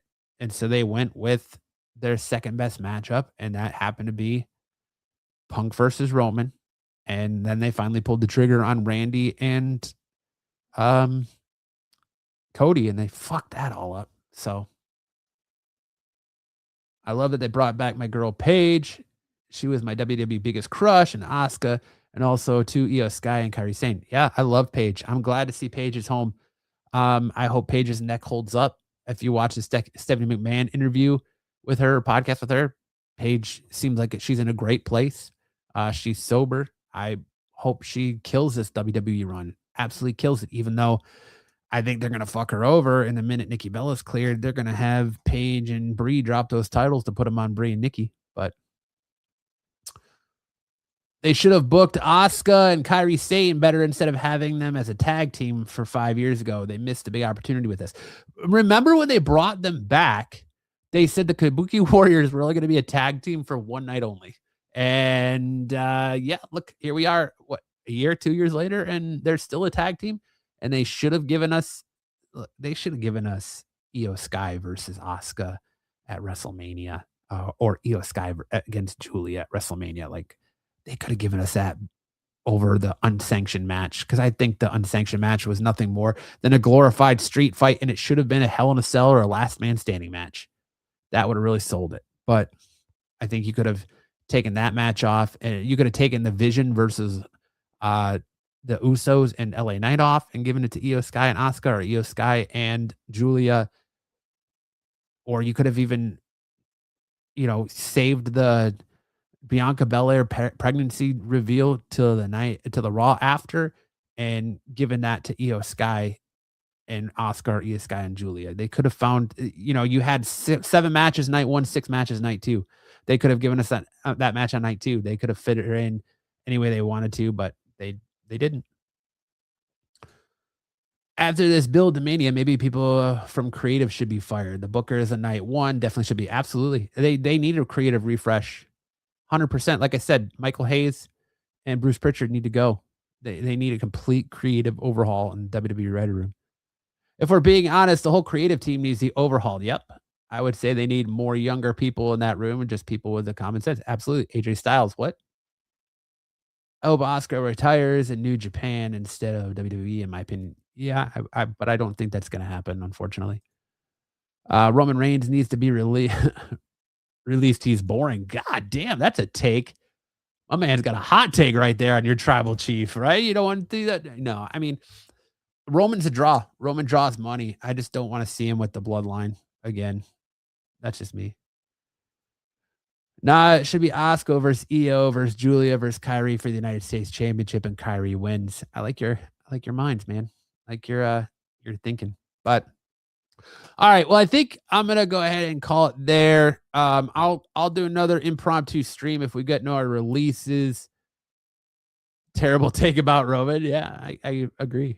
I mean, look at my man here said it, not me. Like, I throw one up for my tribal chief every now and then. I like Roman without the bloodline. Like, I like that they gave him his tribal chief, original tribal chief theme music back, and I like how he comes out, the swagger he's got. He had a hell of a match with CM Punk. I'm not for him going back and taking the Usos up again. Could we release the Usos Solo and Mateo? Why? The Usos are always over. Solo, I think they should they should let him be solo, put him as a solo fighter again, and let Mateo cook on his own as well. You subscribe to my channel. I appreciate the sub, man. I really do. I really do. Guys, if you enjoy what I've done here today, we do this every Thursday night, 9 p.m. Eastern, and off the mat. I'm joined by my buddy Dom and Sticks. We talk professional wrestling. We give you the most honest takes on professional wrestling. We don't sugarcoat it. We're not these fake reactors. We give you our honest opinions, as honest as we can, on the product, what we saw that week, the news, and where we think things are going. We love to talk pro wrestling. We are all massive pro wrestling fans. So if you haven't done so yet, please make sure to sub up, hit that like button, hit the subscribe button. We greatly appreciate it. Let me know in the comment section below who you think else is going to be released tonight. I'm going to head off here because SmackDown is on. So I don't think we're going to get any more releases during SmackDown, but we potentially get some more as the night carries on after SmackDown is over. One more update list of releases. You got it, my man. We had so today we saw Dante Chen released, the Wyatt Six released, Dexter Loomis released, Andre Chase from Chase U and NXT released. I expect more NXT releases. Bo Dallas released. We had Joe Gacy released, Alba Fyre released, Zoey Stark released, and Nikki Cross released. Those are the current releases. They are all main roster except, I believe, Dante Chen and Andre Chase. So I would fully expect to see more releases from LFG and NXT incoming. and they're gonna just release and bring in younger talent to NXT that are less expensive and flood that market with new talent there to kind of offset the call-ups. 'Cause let's be honest with you, I think we're gonna get a lot of NXT call-ups to SmackDown because SmackDown's women division needs a lot of help. SmackDown needs a lot of help. I think we're gonna see CM Punk move to SmackDown. Rhea Ripley's being moved to SmackDown. I don't think we're gonna see a draft this year. I think we're gonna kind of get that transfer portal window thing going a little bit again, and we're gonna see the some raw superstars move around. And they I'm even in favor of them moving man, I don't even know where I was going. Uh doing the draft, getting rid of the draft and getting rid of the brand split altogether and just letting guys go across promotions. Motor City Machine Guns released. Sean Ross Sapp just announced it since Santo Escobar gone. Santo Escobar, wasn't he signed to an NXT or a AAA contract? Let me look into that because I am Apollo Crews gone. Are you just spitting out names now, dude? Like, is that what's going on here? Because I like to double source everything. Kyrie Sane gone. Come on, man. Kyrie Sane. Come on, man. Let's see. Let's see what if Sean Ross Sapp has got going on here. Because I don't. Some of those names are wild. I think you're just throwing things out there. Like I said, I like to double source everything just to make sure because I don't want to lead you guys astray, right? I want to give you real news. So let's see.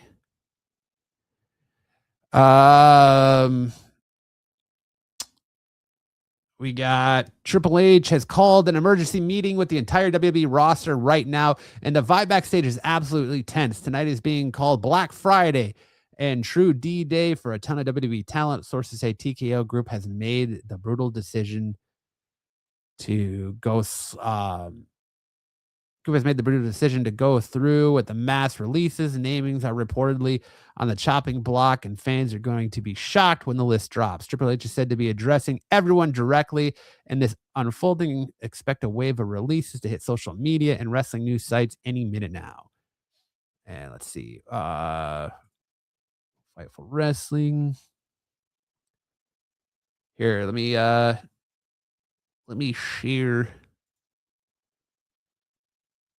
share my screen here. Aleister Black and Zelina Vega. Okay, now I know you're just making names up, my man. Just throwing shit at the wall now. Let's see. Share screen here. All right, this was just updated. Nikki Cross, Zoey Stark, Joe Gacy, Bo Dallas, Andre Chase, Alba Fyre, Eric Rowan, Dexter Loomis, Dante Chen. Oh, nobody knew there. Come on. And that's Fightful. That's Fightful's website. So I think you're pulling some legs there, my friend. People are saying, come on, man. Sean Ross said, you got trolls all over the line saying that Chelsea Green's been released, and now you just got people throwing shit against the wall, man. That's why I'm gonna double source everything. I'm gonna double source everything. So I give you guys the real list and not a panic list here. Like I want the real list. So that's why I double source everything. It's all there. Nobody that you said is there, man. Motor City Machine Guns haven't been released. SAP they're not releasing. They haven't released Santo Escobar yet. Could they be released? Sure. Could they be released at some point? Absolutely. But like you just named half of the like Kyrie Sane gone. Aleister Black gone. They just re-signed him. Zelina Vega gone. Okay, you're just gonna keep gutting SmackDown. This guy says just saw Zelina Vega and husband got the boot. Uh, you might be right. You might be right, but I'm not seeing. My sources are not vetting Aleister Black yet, or Zelina Vega, or Motor City Machine Guns. I just keep saying the same names. I'm not seeing anybody else being released. Let me go to let me look at Sap's Twitter.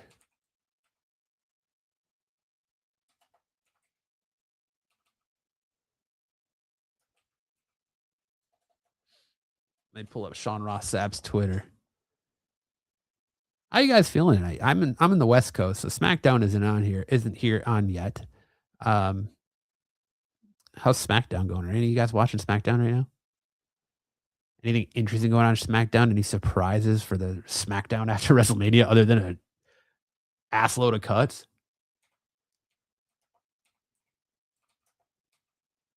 All right. Sean Ross Sapp, Fightful Select. Kyrie, Aleister, Zelina, Motor City Machine Guns, Apollo Santos gone via Sean Ross Sapp. Let's see. Share the link in the chat. So I'm looking at. Okay, so yeah, all right. Let's do this. I found what you guys are seeing. Okay. Context is everything here. And I'm going to state that until this is officially vetted. Context is everything. Kyrie Sane is believed to be among the WWE departures Fightful Select has learned. Okay, that's not confirming. Believed. Somebody has said. Apollo Crews is believed to be among. That was 12 minutes ago. Aleister Black and Zelina Vega are believed to be among the departures. The Motor City Machine Guns are believed to be among. So I'm not saying you're wrong. I'm not saying Sapp's wrong. I'm just saying that Santos Escobar is believed to be among. So that's what he's heard. So it sounds like it's not confirmed. Past years believed was 90% gone. I feel you. I'll give you that. But you just gutted. It goes back to what we were talking about earlier. So you just gutted the entire SmackDown roster, essentially, right? Like, what are you going to call up? Are you going to have such a shift that you're going to call up all of NXT to be on SmackDown? And then you're going to have all of LFG come up and be on NXT?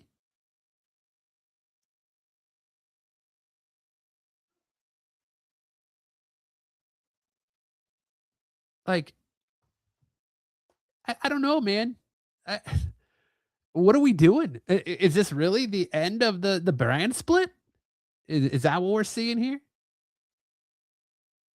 The end of a brand split? I'm gonna reach out to one of my cohorts again. He's got a great mind for professional wrestling here. To see if we can get him on to come on and talk with me. We'll stay on with you guys a little bit longer. I'm having a great time talking with all of you. Hope you guys are having a great time listening to me ramble and what we do with professional wrestling here. Finding a new voice in the professional wrestling space, I should say. Let me go ahead and send this link out to my boy and get him on here, and we'll get his take. This guy, he's one of my partners every Thursday night on Off the Mat. He's got some wild takes. I'll be interested to see what he has to say and his feelings on all this stuff. If, again, right now, Sean Ross Sapp is the only person I'm seeing report this. Sean Ross Sapp is usually a pretty reliable source. I think if like, I don't want to say his name, but like if I saw Meltzer reporting these, if I saw some of the other places I vet stuff saying these, multiple NXT call-ups are expected tonight.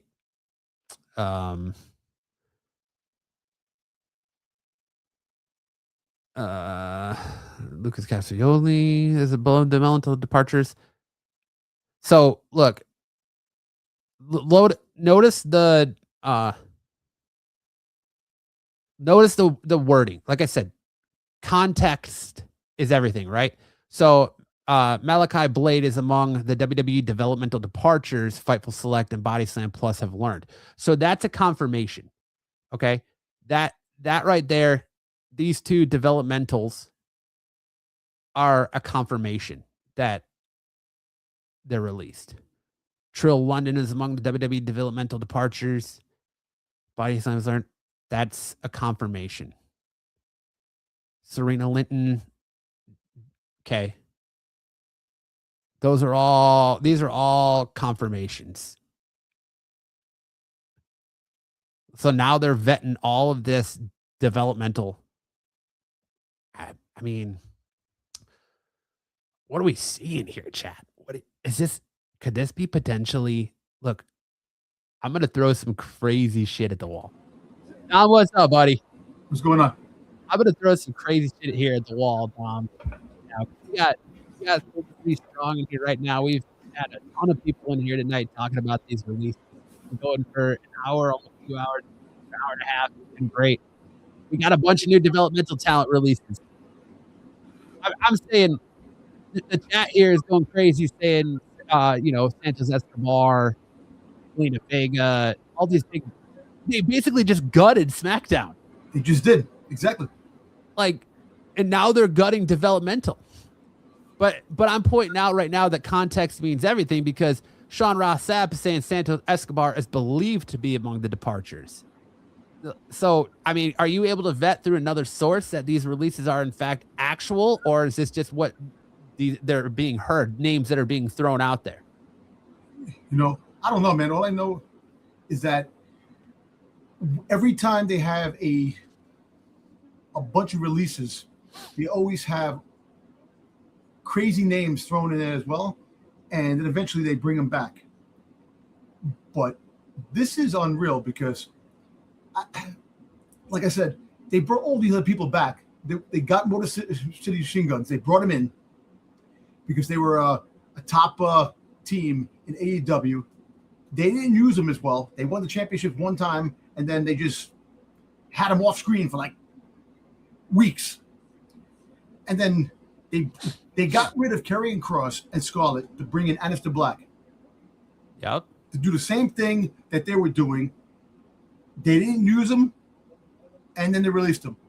I just hope some of these things are definitely are false, and they're just how people, all these rumors get thrown out and they start doing all these things to make to worry the fandom, but it doesn't look good because they just actually signed EO's fiance, Evil. They brought him in from New Japan, and they have the other guy from New Japan that might be coming too, as well as I forgot the guy's name. But that doesn't measure up. It doesn't measure up for the money they made to release all this talent. Well, as I spent the last hour and a half on here saying, it's not a talent aspect, it's creative. They're creative. It's so morally, it's so bankrupt. They don't know what to do with these people. And I can confirm now for the chat through a second source that Kairi Sane and the Motor City Machine Guns have been released, as well as Zelina Vega and Kairi Sane too? Yep. Oh, damn, man. Didn't even finish that story. As well as Santos Escobar and Apollo Crews. Well, Apollo Crews. All those names are now finally being secondary sourced. So we can confirm that our list of They gutted SmackDown, dude. They gutted SmackDown. They're firing, they're shit canning developmental people now. So what are they going to do? Move everyone from NXT up to SmackDown? Or what I was about to say before you came on, are we seeing a mad sell-off for a potential deal to the Saudis? That are is we seeing a mass sell-off for a potential deal for WWE TKO to sell to the Saudis? We've been hearing these rumblings of Vince McMahon and the Saudis coming together to make a push to get WWE back. Are we seeing this massive fire sale on talent to make their books look a little bit better for a massive sell-off? It definitely could be potential. There could be some fuel to that fire. Because they just brought Aleister Black back. They did. I know. That's what I'm trying to say. They just brought him back only to fucking release him again. Come on, man. And they're pretty much firing. Most of the guys they fired are guys that Vince fired that Triple H brought back, and now they're firing again. And Aleister Black. And on top of that, wait till some of the behind-the-scene people start getting fired. Yeah. You know, that's another thing. That's the next to go after we have these potential talent firings. You have the people in the back. Sell-off for the Saudis will be after Mania next year, I think. You think so? You think they'll wait till after Mania next year? Oh, wow. You got a big... Oh, dude. I've been going for a while. You should have told me. I got home at 7 o'clock, man. I figured you would have saw it, bro. No, man. I got home from the gym, man. I would have definitely gone in, man. I was monitoring everybody getting taken out, man. I was like, damn. Yeah, I mean, and SmackDown's going on right now. I thought we were done until after SmackDown. I know. SmackDown's going on now, and we have Jacob Fatu coming in the beginning to start the show, which... Listen to this name. These names, all right? Here's your full list as of 2 minutes ago. Like, TKO has no chill. Absolutely none. None. No.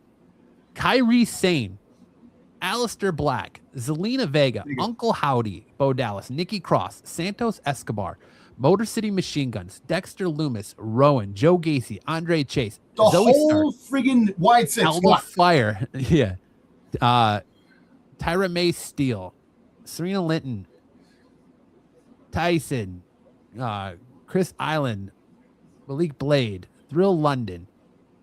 Like, they gutted SmackDown and the entire tag team division, which they had none of. So already. So you know what?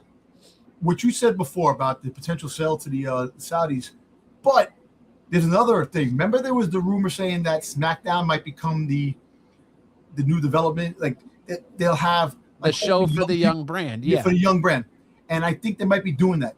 And then Raw is going to get most of the guys.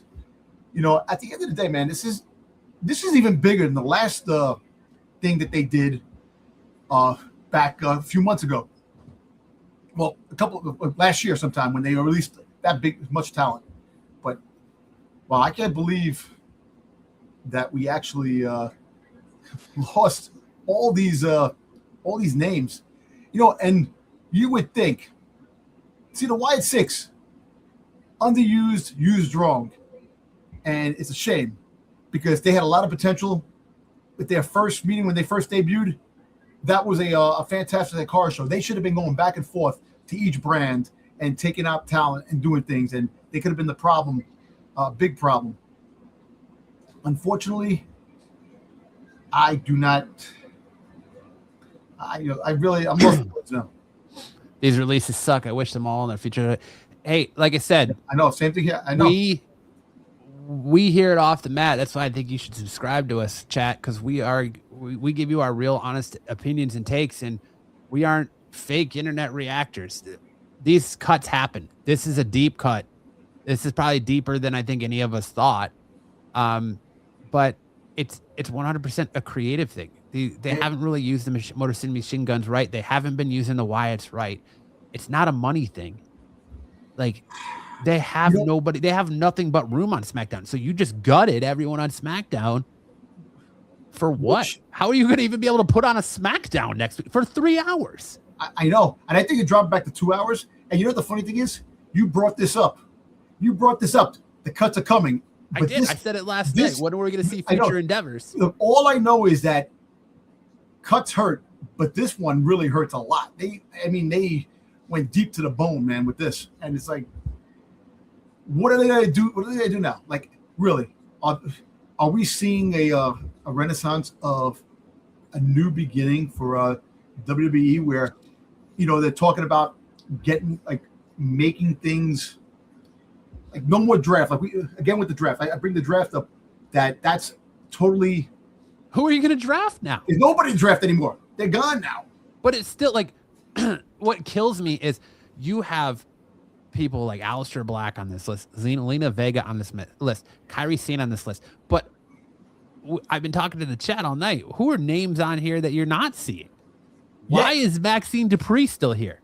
Why is, and again, I don't want any of them to lose their jobs. I don't want anyone to lose their job. But my questioning is like, you have bona fide workers here for people that aren't working. So it's like, well, whose contract is bigger, I guess. I guess you're paying Aleister Black and Zelina Vega a lot more money than you're paying Maxine Dupree or the likes of Ivy Nile or, With all these cuts, do you think they bring back some people? Like, do they bring back a Karrion Kross? Think about it now. They got rid of, you don't think Karrion Kross ever comes back? Why? Stay away. You're doing way more on the indies. Stay away. I know. And what about the Cardona? He might get canned. Dude, I think I said on the chat, or I said on the show maybe 30 minutes ago that I wouldn't be surprised if R-Truth and Damian Priest lose the tag team championships tonight if R-Truth is released tomorrow. And well, right now Julia is fighting Tiffany Stratton, so I think Julia's going to lose the belt tonight. Oh yeah, they're gonna. I think she's going to lose. And look, let's put it this way: what are they going to do now? They're going to have the crossover with a lot of Raw guys back and forth now because obviously you had the Usos. You have the Usos and Jacob Fatu teaming up to fight the MFTs tonight. So you're gonna have, the Raw is gonna go on, and like I said, you might get one more wave of released people before the day's over, and then the people in the back, the workers that make the shows something. Imagine Triple H gets canned. I could see it happening at this point, man. It really feels like a fire cell of talent right now. Like, I don't think this is going to be the end of it. This might just be it for today. But it might be more. It might be more because every time I look, it gets crazier and crazier, man. Well, I mean, they're cutting AAA. Santos Escobar was pretty much working on AAA. Man. I can't believe Curry's seeing the Kabuki Warriors. Definitely. There's you guys. That's why I'm saying, like, I've been telling the chat have been firing off names. I've been saying I'm not going to comment on it until I can secondary source it, because I've seen people saying that Chelsea Green's been cut and stuff like that. And Sap just came out and said that has not happened. She's not been cut yet. But, that's what, 90-day non-competes for the main roster, 30-day non-competes for NXT. And then if your contract is set to expire, then it's just whenever your deal's up. Just Kairi right now. Asuka I have not heard or seen Asuka's name. Right so far, it's just been Kairi. Yep.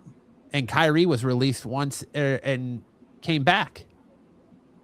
So a lot of these people are releases and comebacks. Aleister Black's going to have a 90-day because he just signed a new contract. Would love to see Kairi in Europe then, but there are almost no companies that could afford her. Yeah. I think, does Kairi go back does she go to New Japan? I think Kairi Sane's going to go to AEW, honestly. Well, I'm going to tell you this. You're going to have a bunch of signees for AEW. You can tell that, or TNA. Oh, yeah. Definitely AEW. Tony Khan is definitely probably looking at this right now and going potentially signees. But then they're going to have to make cuts too, because how much more can AEW afford to bring on and not use? No, but you know what? They're making things, it sucks, man. Oscar Shinsuke released equals evil demands. Demands, yeah.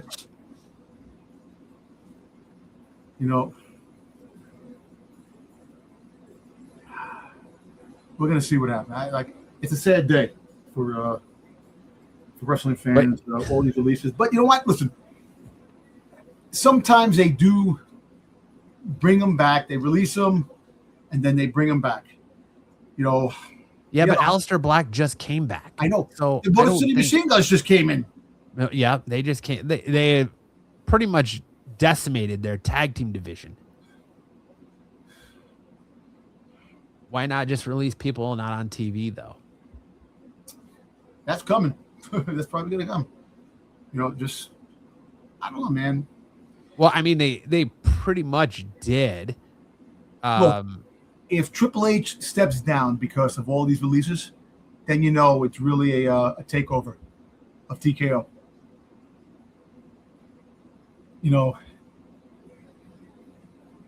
Hey, I wouldn't be. You know what? The sad thing, I wouldn't be surprised. LA Knight's on that list too.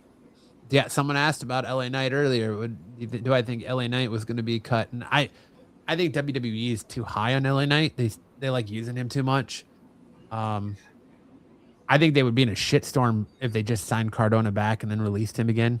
He's definitely a one that could possibly go. I wonder, honestly, because from a lot of the reports I saw, and I saw two different sites reporting it, that before SmackDown, Triple H called an all-hands meeting, and that TKO was making cuts. And I would not be surprised if they. Thank you for the. I would not be surprised if my brain just died and where I was going. Oh, if the Aleister Black and Zelina Vega cut was directly tied to the Randy Orton, Cody Rhodes situation. Yep. Pat McAfee situation. But that's kind of crazy. Was it Pin Psycho?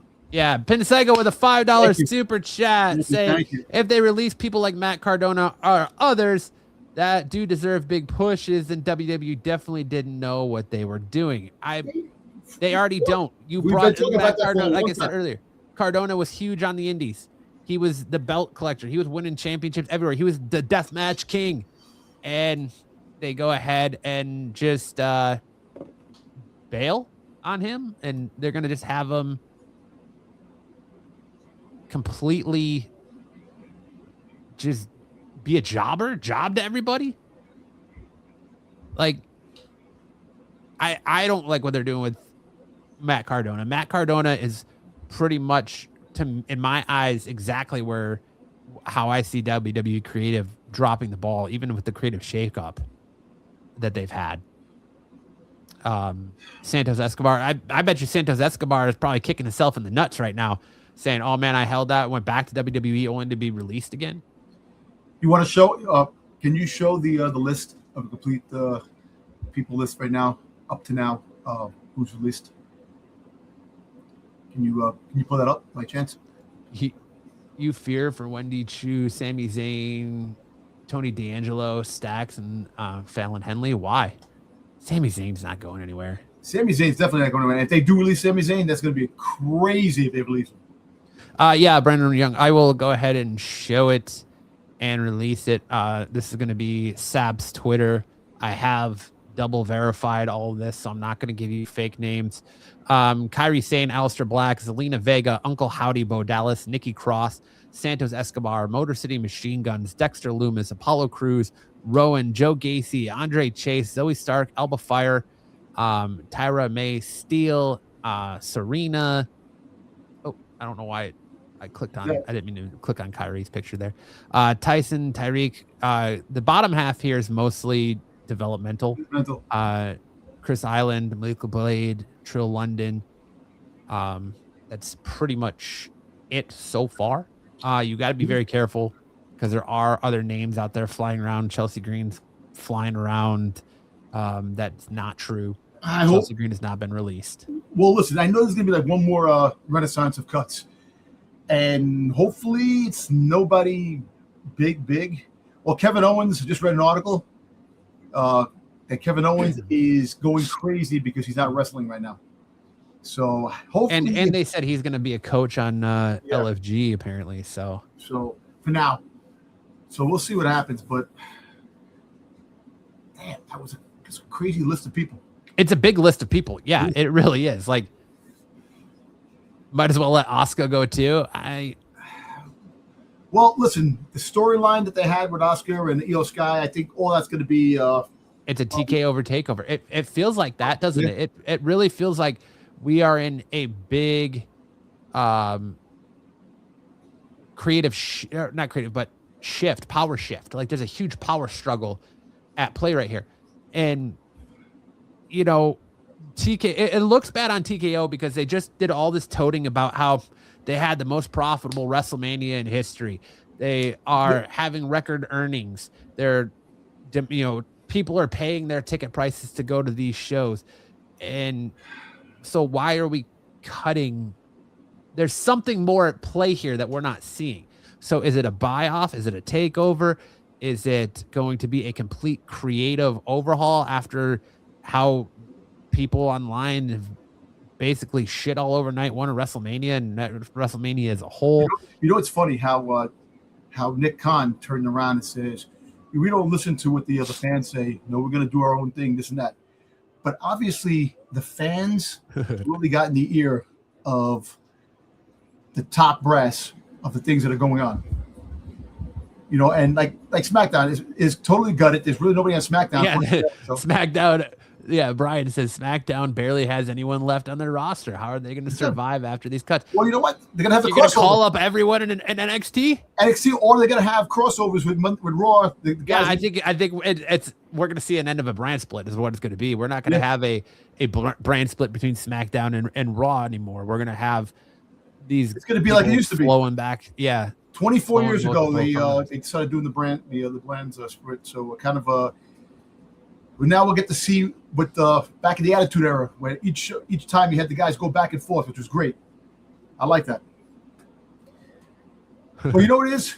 I like Brandon's dedication here. If they release LA Knight, I'm done with WWE for a while. Just for a while. Just for a little bit. If I own for the a company, tiny amount of time, we'll be back. We'll be back. I don't care.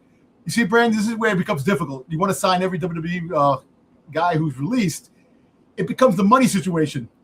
That's what happens. A lot of releases are because of the money. Even they made record sales and the record earnings, it still comes down to money and a lot of stuff that the tangibles of each talent that's there. So it's crazy. It definitely is.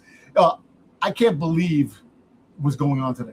Well, look, if you look at the list of people here are really a list of people that were already in AEW and AEW let them walk, or AEW didn't have interest in last time they were free agents.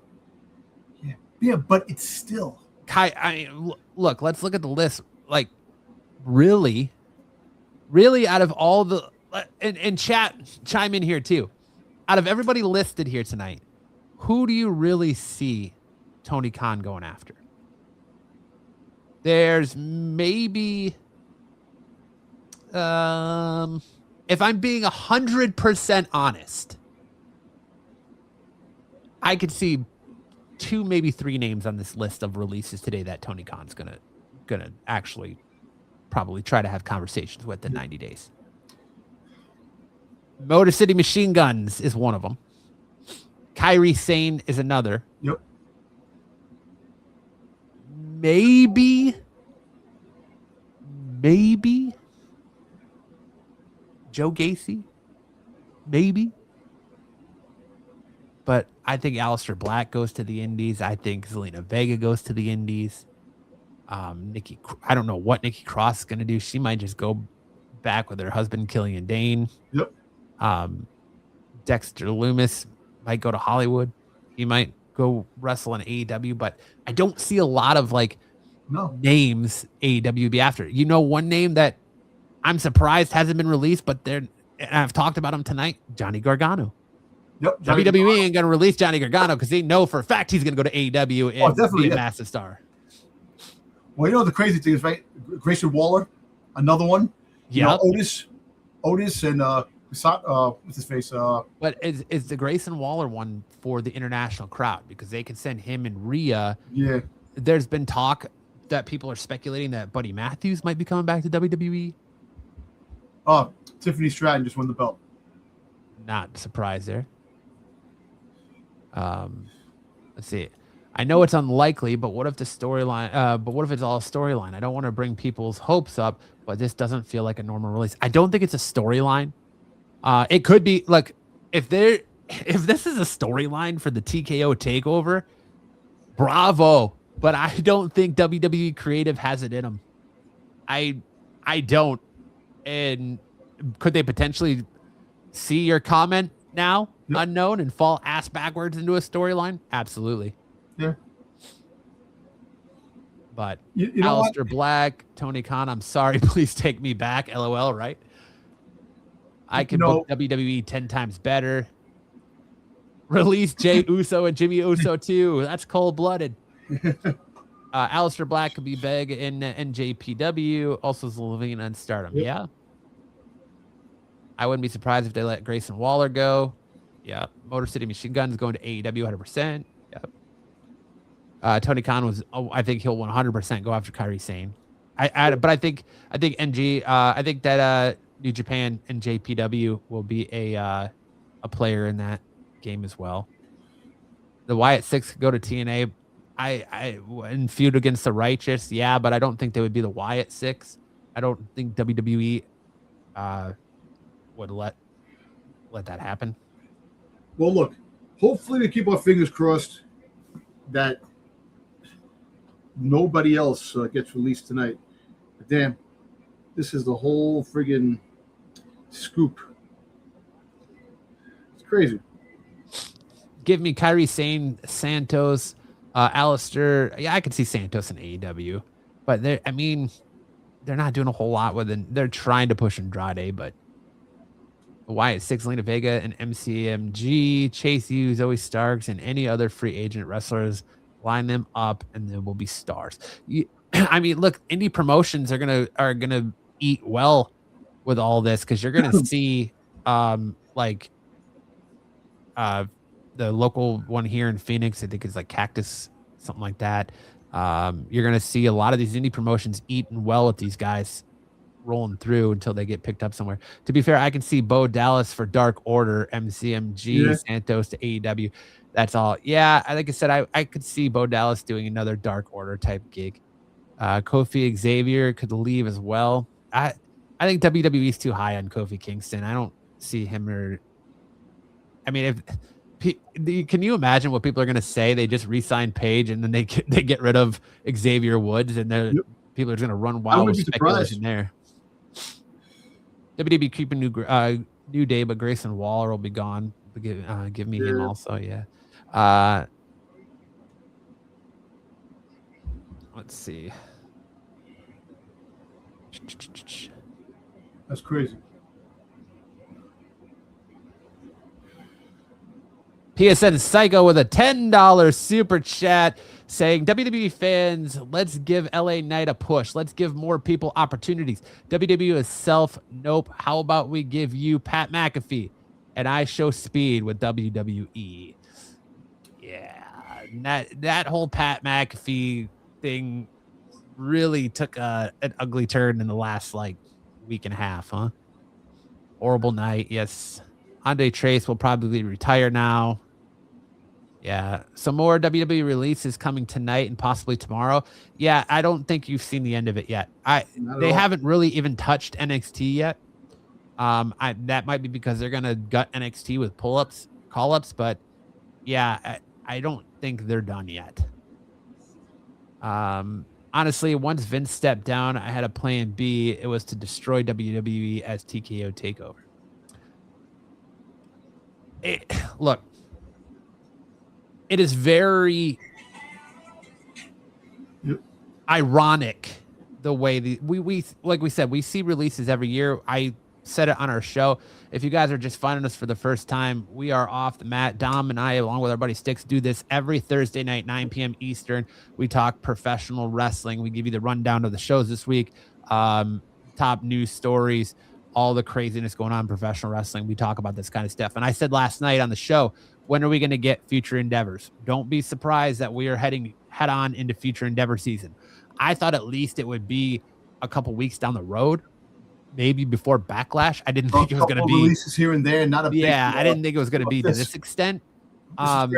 This extent feels big. This extent feels massive. It feels like there's a lot more at play here than just like our rosters are overloaded, because they're not doing a lot of signings. Yeah, they signed Evil, but they're not doing a lot of signings, and they're clearing out a lot of talent. So either they're going to make a big splash, but like I said, they're probably targeting TNA talent like Leon Slater and Mike Santana. It does kind of feel like a funeral a little bit, but it does. Yeah, you know, but you got to remember they still got part-timers like AJ Lee. I think they're still on the books with AJ Styles contract. So and I think AJ Styles just signed a new deal with them for stuff. They're paying, I guarantee they're paying AJ Styles assloads of money to be retired and not go to AEW. Yeah, it's crazy how they're bringing back stars like AJ Lee and Nikki Bella, but they can't give LA Knight a run for the title. Yeah, exactly. And I'm gonna be honest with you. This really Oscar's not on the list. This really feels different compared to the other releases. That something bigger is behind this, and something bigger is coming. Yeah, you know, they were talking about. I was talking earlier today about the Saudi Arabia thing with WrestleMania in Saudi Arabia, that they're considering making WrestleMania one night in Saudi Arabia. Which, if they're going to do that, I'd rather have that, you know, than 2 nights in Saudi Arabia. Have one big super card, do what you got to do, get out. You know, and then, you know, who the hell, really think about it, who the hell is going to be left now? You know, you need some jobs. They just hired another 47 of Roman's cousins. Yeah, probably right. There's a lot of Ottawanis out there that still need a job. What's up, Sticks? Hey, Sticks. Hey, Sticks, did you get the $10 super chat that we got? Yeah. I already talked about it. I already hit it. Okay, thank you. Sticks, what do you think, man? I'm coming into this blind, guys. I'm just coming up. Was out and about, so I haven't heard who.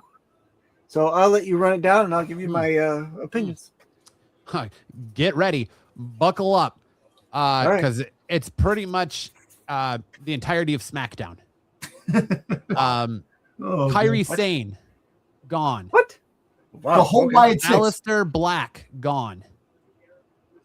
Zelina Vega, gone. Uncle Howdy, Bo Dallas, gone. Nikki Cross, gone.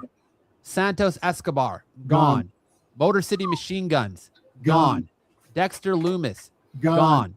Apollo Crew, gone. Rowan, gone. Joe Gacy, gone. Andrew Chase, gone. Zoey Stark, gone. Alba Fyre, gone.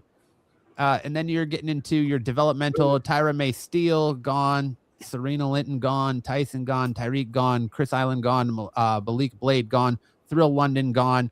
And Lucas Cristofino, gone. Sorry if I butchered that. Yep. Yes, and Motor City Machine Guns got released. Yep. The failed WrestleMania ticket sales taking effect. TKO cutting everyone. Wow. Yo, might as well just have Roman Reigns there. Roman Reigns would be the only guy standing. He'll wrestle himself. That's still might be a great match.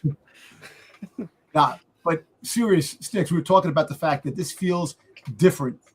Really different compared to the other releases that they released, and the way it's done, and how friggin' like devastating. Like this is devastating for wrestlers. They gutted SmackDown, so now SmackDown is gonna have. Wow. So the brand split's probably done, and now whoever's left will probably cross back and forth from SmackDown, Raw, going back and forth, and then you'll get some more call-ups from NXT.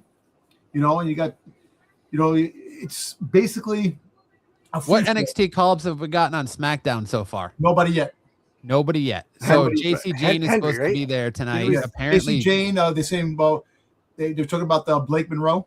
yeah. Apparently, Paige is. So, according to Sean Ross Sapp, Blake Monroe has officially been called up, but they have not given a times table on when she will appear on TV or what brand she will be assigned to. You had Monday night. We talked about it last night on the show. You had Joe Hendry being called up. You had Sol Ruca being called up. You had Ethan Page being called up. Ricky Saints' name's been flying around about being called up, but he wants to stay on NXT. So they want and to keep CW is requesting he stay on NXT because they want to have a big name star to be the face of the company since they're constantly pulling people up. I love everyone keeps saying Jimmy and Jay, man. The Usos are catching some strays here. I heard the roster is on edge with releases. Yes, apparently Triple H called a all hands on deck meeting before SmackDown. All of the big outlets are reporting that TKO's hands are very much involved in these cuts. This is not coming from necessarily Triple H, that this is coming from above him, and he's just kind of the hatchet man. TKO is the one that's kind of deciding who stays and who goes. Some of these feel like personal slights. Like I really think the Aleister Black one, Zelina Vega, that feels like it could be connected to the Pat McAfee fiasco, Randy Orton fiasco, since that news just came out that he was supposed to be involved in that Pat McAfee or the Randy Orton Cody Rhodes match. As like I said when I kicked all this off, you shit can Karrion Kross to bring in Aleister Black to do Karrion Kross's shtick, and then you shit can Aleister Black when it would have made more sense to have Aleister Black be the guy in Randy Orton's ear than it was to have it be Pat McAfee. Right. It's nuts. So, all right, we got to see. Right now, you got Brie and you got. That's the story. Once, I mean, I'm not gonna say it for sure, but that's what I'm reading, and that's what's being reported is that a lot of these cuts are coming down from TKO, and Triple H is just the messenger. It's not Triple H delivering the access. Yeah, and it wouldn't be because Triple H's not in charge. He's in charge of the brand, but he's not in charge of the business. Right. Usos are just the same old package since 2009. Running this them solo just paid off for Jay for about 3 months. They're done for most of the fans. Yeah, I can see where Jay Uso is pretty much. Well, that's why they're putting him back into the tag team, right? Because his singles work ran its course, and they sold all their Yeet stuff, and they're getting, Yeet. Yeah. Look. Now they're going to roll it back into the bloodline. Well, by Monday, it's Friday. So when Monday comes, it is Friday. You might get more releases this weekend. Thanks, Sticks. It is Friday. No, it's Friday. Yeah. By Monday, yeah. It's Friday. I'm just saying, you might get more releases by Monday. Oh, God, yeah. Well, they'll wait for SmackDown to get done, and then they'll reevaluate who they're going to do on Raw. I had this running, this whole gesture going on for about an hour. Crazy live. I've been going for 2 hours and 13 minutes strong, boys. I know, but damn, man, and to see the chat like this is amazing, man. Thank you for everyone being in, guys. Welcome in. Thank you. If you guys are just joining us here, we do this every Thursday night, 9 p.m. Eastern time, right here on Off the Mat. The three of us get together and we talk about our love for professional wrestling. We are not fake overreactors. We give you our blunt, honest opinions on the professional wrestling business and what's going on to date. We don't hold back. We give our opinions. We give our ideas. We give thoughts on creative. We don't just sit here and shit on it. If we're shitting on something, we're giving you something in return to kind of think about. So we appreciate you guys all hanging out with us and checking us out. And make if you would hit that like button, hit that subscribe button, drop us a follow so you can check us out what we do every Thursday night. We greatly appreciate it. But you were the first live channel I saw, so I appreciate it. And that. Thank you. Awesome. It feels like the longest releases since 2020. Yeah, it is definitely. Like they got some signings that are happening. So there's some more people coming in, people go out, and people So we'll see. There's a couple of New Japan signings that are happening. There's a couple other people that are going to be released from AEW eventually. Okay. Mm-hmm. No, I don't think Bailey's going to get released. Bailey, no. Bailey will not get released. I seem to remember an article, maybe it was last year. Old Nick Khan, the Khan man, saying that we're always underdogs at WWE. We don't sign bench talent. What the fuck is going on? We don't sign bench talent, huh? Mm-hmm. Yeah, you don't sign it, but sometimes they end up on the bench because you don't have anything to do for them to do. You see, that's a total joke when it comes to a storyline, that you don't show a wrestler or a group because of story, which is bullshit. The Wyatt Six, their debut was a strong debut when they took everybody out with Chad Gable and all that stuff like that. And they said, oh my God, Chad Gable shot, blah, blah, blah, all that stuff like that going on. And they had a great ending to that Raw. And then they misused the Wyatt Six. They made them look weak. And a bunch of their run with against the MFTs were bullshit. Yeah, it was bullshit. Made no sense half the time. Nope. And then you get the MFTs. Oh, we gotta get the lantern. They can just come and take the lantern every time they want because it's sitting right there on the goddamn apron. The freaking lantern, man. The Wyatt Six should have been utilized where they can go back and forth and they show up anytime, cause havoc. They go in. Hear me out. Yeah. Hear me out. They should have been used like they've been trying to use Dark State. Dark State shows up, boom, chaos, and they're gone. Boom, they're here, they're gone, boom. Yup, you're right. You're right. You're right. Definitely, we're not on the point they didn't care about it anymore. Because it went too long and it's didn't resonate for the storyline it was doing. What they should have had, they won the tag team, they took the lantern, and that was it. They should have ended it 1, 2, 3, and then moved on to next. Yeah, raise your hand if you cared about them stealing the lantern from. Didn't care. Nobody cared. That's Nobody the whole freaking thing. What I did care about that they had the tag team championships. They did that, and you're going to move forward and moved on and did other things. Prolonged since May. I'll say since November, you had the conflict with the Wyatt Six from November. What is it now? It is April. Yeah, that's how long that conflict went on with the MFTs. Yeah, and it wasn't even good. How far did they get with it? Nowhere. It got him nowhere. It got him fired. That's what it got. It got him fired. What's the full list of released talent? Anybody new?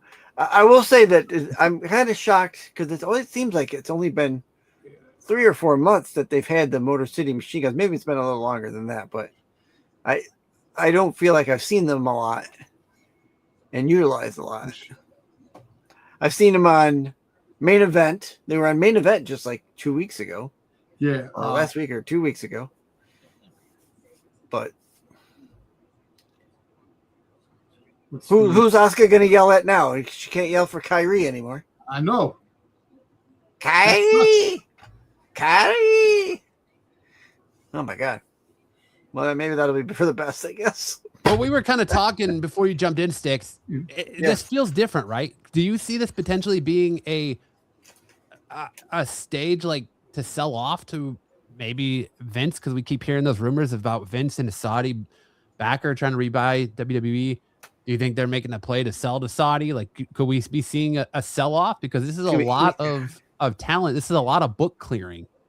Yeah. So you think they're clearing the warehouse to make it more? They're cooking their books to make it look a little bit more enticing for someone to come in and buy.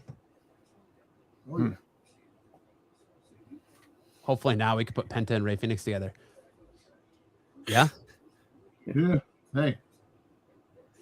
What's been wild is seeing the divide of wrestling fans too, because I'm seeing names like people are saying, oh, they should let Ludwig Kaiser and Chad Gable go, and they're cooking as a Grande Americano in AAA. They're not going to do that. They're doing great stuff in AAA. And people saying, They really the are. Usos and Chelsea Green, and like the problem is that you have to be careful that there's a lot of people just throwing names out there. So you got to really double vet. And Matt, who's I'm being sorry, can you show the list again for Kyle Destroyer? He wanted to know the full list again.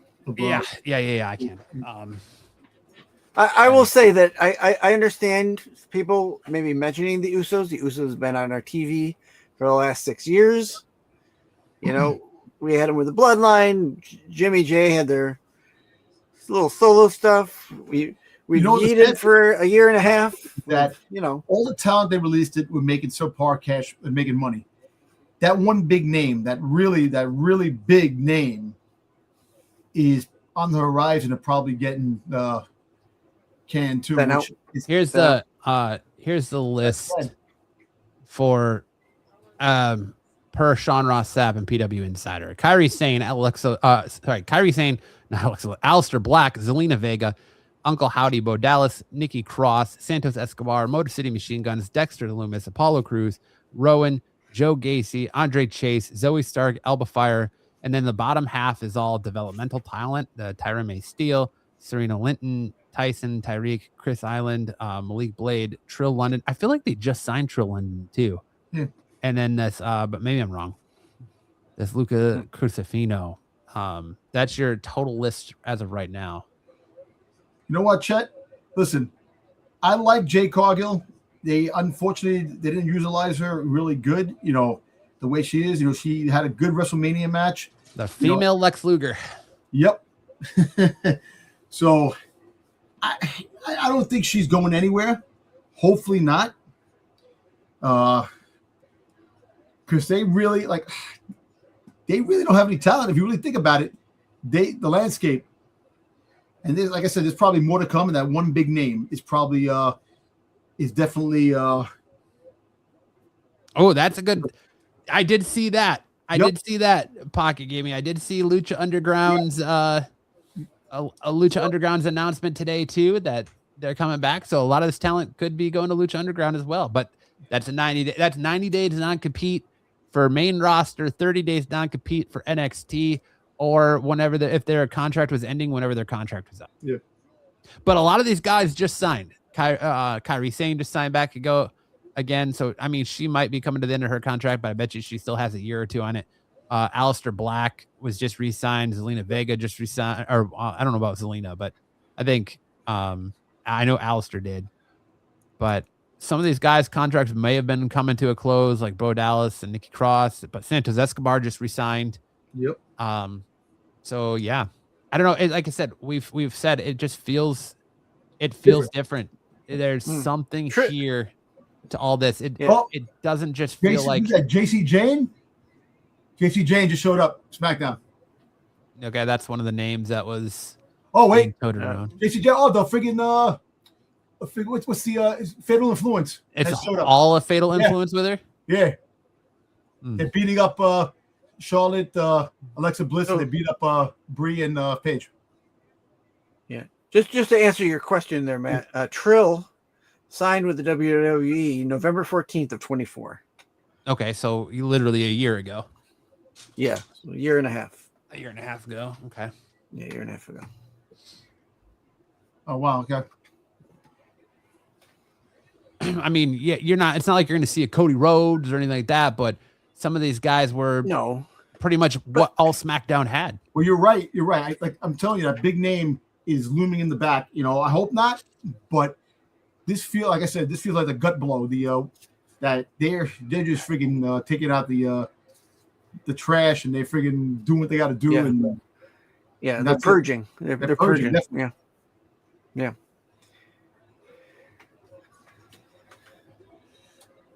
I don't know, man.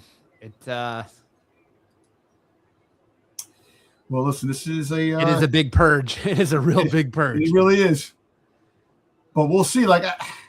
I'm scared to look at the internet. I'm scared to go online to see what the hell's next. Breaker is not Breaker. Wait, no. Again, you have to be careful, vet it, and only trust people that are giving you honest. Don't trust people that are just reading Twitter. I'm double sourcing everything, so I'm going through other sources. I'm actually triple checking, so I'm going to ringsidenews.com, checking with them, checking in with PW Insider. I'm looking. Checking in. I'm on CBS right now. I'm looking at CBS. All of the big insiders. So I'm double and triple checking my sources before we talk about it, just because I'm seeing a lot of names being thrown out there. Like I said, I've seen Jade Cargill thrown out there. And it's running because there was an announcement of a list of talent that were not going to be at SmackDown tonight. So people are running rampant with, then that means they've been released. Well, that means they must be on the chopping block. That must mean they're going to get cut. No, that's not the case. You know what? You're right. Sheamus might get released. He's been injured a lot. He's been injured a lot. He's injured. So you're right. He could be. But you know what? The unknown, listen, you're right. We want to make sure that we say the right thing here, because there's a lot of bullshit out there. A lot of people lying about things. So if you see something, we'll check it twice, 3 times. We'll do it as many times as we can to see if it's actually true. And hopefully it's not true. If Breaker is released, I don't. If Braun Breaker was released, I'm sure Sapp would have come out and said it by now. Like Sapp would have been all over it. Yeah. No, I don't see him getting released. Like I said, I'm seeing a lot of people I've never seen before, throwing out names, and I'm just not bringing them up because I'm not seeing any other credible news sites vetting them. Right. Well, listen, there's a possibility of names that could be released. Strong possibility, if they're doing this crazy ass purge. But like I said, Sapp had been very careful with his wording. He said when he was first reporting, he said believed to be among the releases, and then he went back and vetted him once he verified them. Yeah. And people are attacking Sapp online right now, saying that these talents have no idea they're being released, and he's saying no, we're only reporting on them once we have word that the talent has been notified. So it is what it is. Take it with a grain of salt, but I just, like I said, I'm triple checking my sources, because there's people throwing names out there like Chelsea. People are saying Chelsea Green's been retired or fired. Jerry Cargill's been fired. I'm seeing Chelsea Green's been fired. I'm seeing Alexa Bliss. I'm seeing all these crazy names that aren't true. I'm looking at CBS, and I'll mention a couple names that I don't think I heard you say. All right, Joe Gacy. Did you say Joe Gacy? Yeah, Joe Gacy. I said the whole Wyatt Six is gone. The whole Wyatt Six is gone. Yeah. Yeah, and Dante Chen. Yep, Dante Chen is gone as well. Okay. They were among the first, your first initial wave were Alba Fyre, Nikki Cross, Zoey Stark. And poor Zoey Stark, because she's been out with that knee injury, man. Yeah, she just came back not too long ago. 19 Ginger says just throwing some names in. Her knee. Thea Hale. I love Thea Hale. Tony D'Angelo, Otis. Tony D'Angelo is the NXT champion right now. Otis. I could see Otis and Tozawa. Definitely. Dragunov, they're high on him. B-Fab, Michin, Wendy Chu, Sami Zayn, all imaginable to be fired, in my opinion. Sheamus should be safe. That's a crazy list. Yeah, Crash Out Sami versus the water bottle is the hottest thing WWE had going on now. I Braun know. Breaker's not getting released. I bet you Paul and Logan would beg TKO to keep it. Definitely. Listen, he's a big money maker. He's gonna be a big money maker. He's somewhat the future. And if they do release him, they are stupid. MJF worked with Joe Gacy worked with MJF and Strickland and CZW, so he has friends at AEW. I could see him going there. Yeah. Well, look, at the end of the day, I don't see Sammy being released, given he was at Mania. Yeah, I don't see Sammy being released either. No. It's just this is really a gut punch. No. Didn't expect all these releases this soon, this fast, and it's crazy. So the other thing we have to look out for is people whose contracts are going to be let expire. Right. Well, I'll say it to you too, because it just came back. But I said to Dom, and I said it early in the chat in the stream too, that like, I hate to say it, but if R-Truth and Damian Priest were to somehow lose the tag team championships tonight on SmackDown, I would not be surprised if tomorrow morning R-Truth was released again. Like that would not surprise me one bit. Is it 6 months since they re-signed him? R-Truth. They got Danhausen. That's lighting up the thing. They don't need R-Truth in the back anymore. Same as the Usos. What about the Miz? Most fans just care for Sammy when he was funny, bloodline sidekick. Besides that, people are just annoying. The Creed brothers, yeah, I could see that. Alpha Academy, yeah, I could see that. Pete Dunne and Tyler Bate, Candice and Johnny would be. Look, I don't think WWE is very petty, and I don't see them releasing Candice Owens and Johnny Gargano at all, or Candice LeRae, not Candice Owens, Candice LeRae. Dear God, Candice LeRae and Johnny Gargano at all, because they know that Tony Khan would just be salivating to sign him to in a heartbeat. I would see them sending him back down to NXT before they release him. Right. R-Truth was re-signed June 9th of 25, so he's coming up on a year. Okay. He's coming up on a year in June, so. 3 months out of a year. Well, they would keep them up into the part until their contract does expire, and then not just let them release them. Definitely. Yeah. I can see him not being either offered a renewal or him saying. Well, we all know once what's his name left.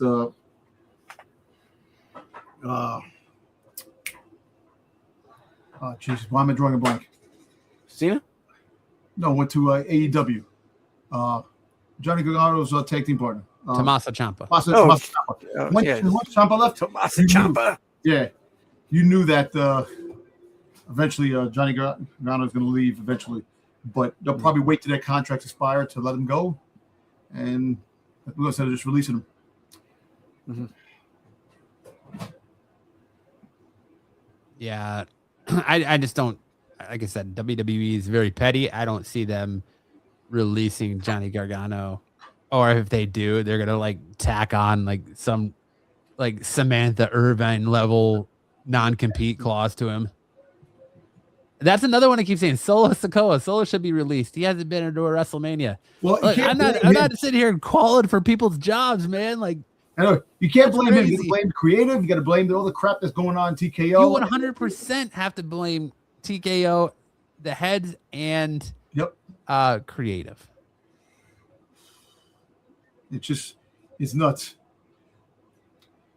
We're gonna see.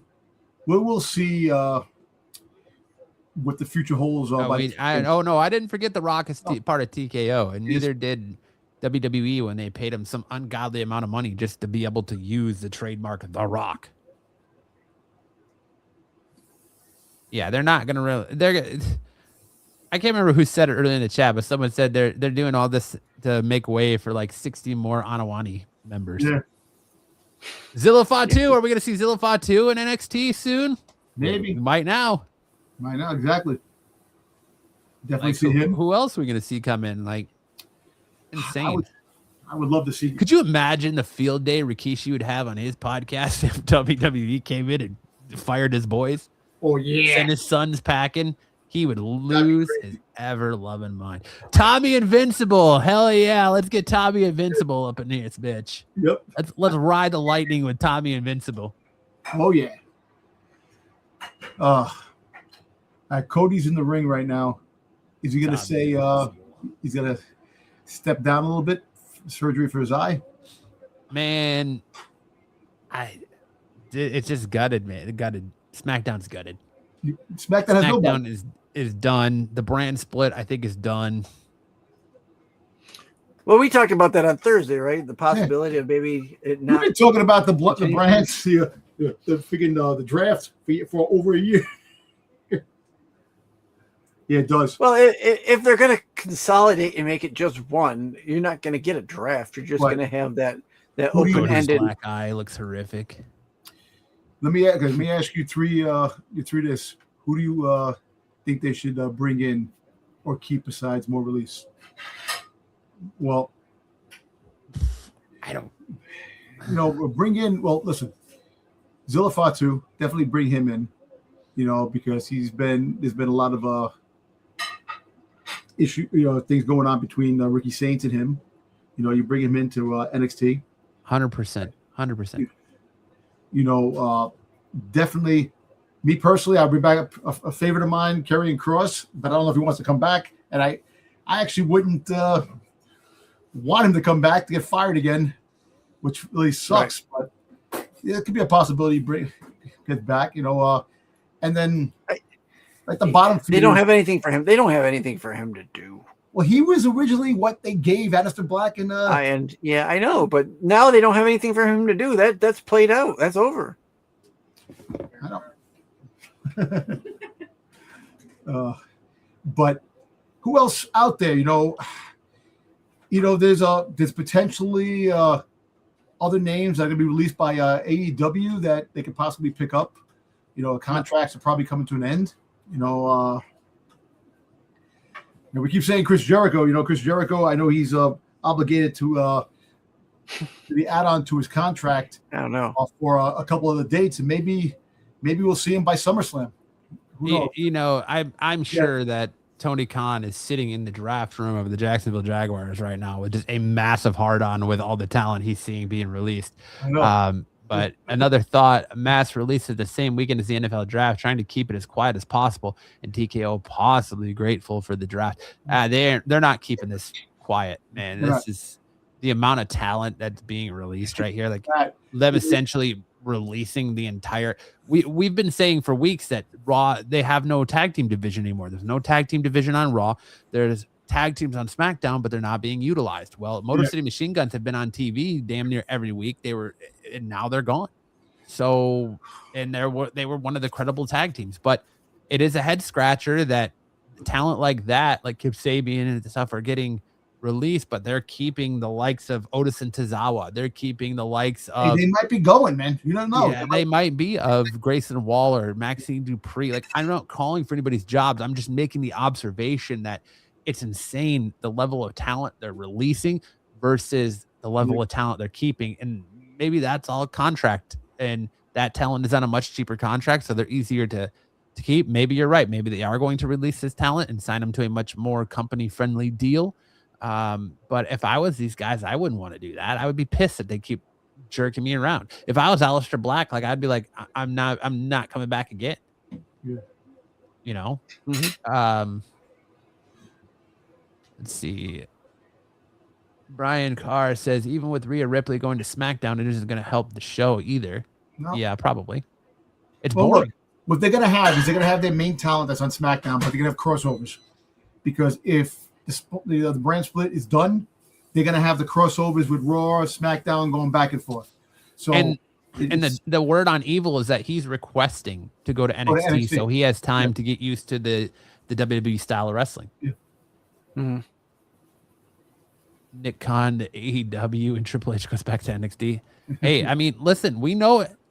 Triple H can book a show, man. WrestleMania 40. NXT stand and deliver, or not stand and deliver, but takeovers for the black and gold, man. Takeovers. Triple H can do it. It seems like things are slowing down, though. I haven't seen any more releases, but last time I said that, we got a whole nother slew of names. Zarina is talking about her release on her podcast, her stream. She's talking about her release.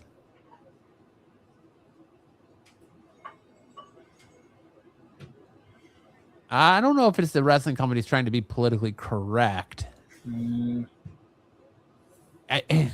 It's just creative. They're not. It's old head, man. It's in anything. At some point, you have to have a turning of the guard. We had Vince McMahon do his dastardly, diabolical shit that he did, and he got ousted. But they put his son-in-law in that position, with rightfully so. Triple H was the choice, to do it, to make the transition easier. But they kept, to help Triple H out, they kept the old heads of the Vince regime. Bruce Pritchard's still there. Michael Hayes is still there. So you had, like I said earlier, you had all this shit from them shooting themselves in their foot between what was going on in Unreal with Chelsea Green and everything Unreal has shown. And they thought that they could make Road Dogg be the scapegoat. So they let Road Dogg walk. And Road Dogg's out here saying, it's not me. It was the other people in the room that were not letting me do what I wanted to do. Okay, I guess, yeah, it's easy to point the finger at that point. But it's clearly, there's clearly, when you look at the Wyatt Six, you go, okay, you look at the names that have been released, and you go, okay, Zoey Stark, maybe she's been out for a year. She's just costing against the books. Who knows?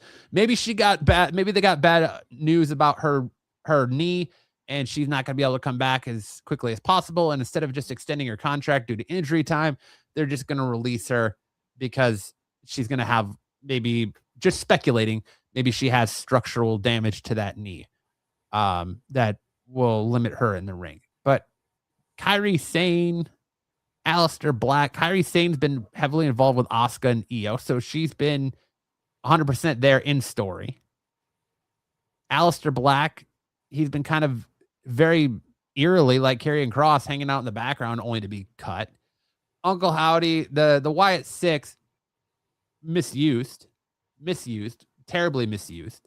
Like you guys, like we all said, that feud with the MFTs went on far too long, and if one of them got hurt, they took all of them off TV.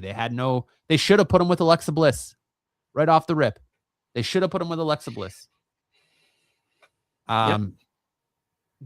So then you got Andre Chase. He wasn't really doing much. He was kind of stale on NXT. That doesn't surprise me. So, it had to be, there has to be more going on here. Yeah, they killed his gimmick and then tried to revive it with those two guys. Why start the bloodline with Roman again when we already had it exist 2 years ago? I said that same thing.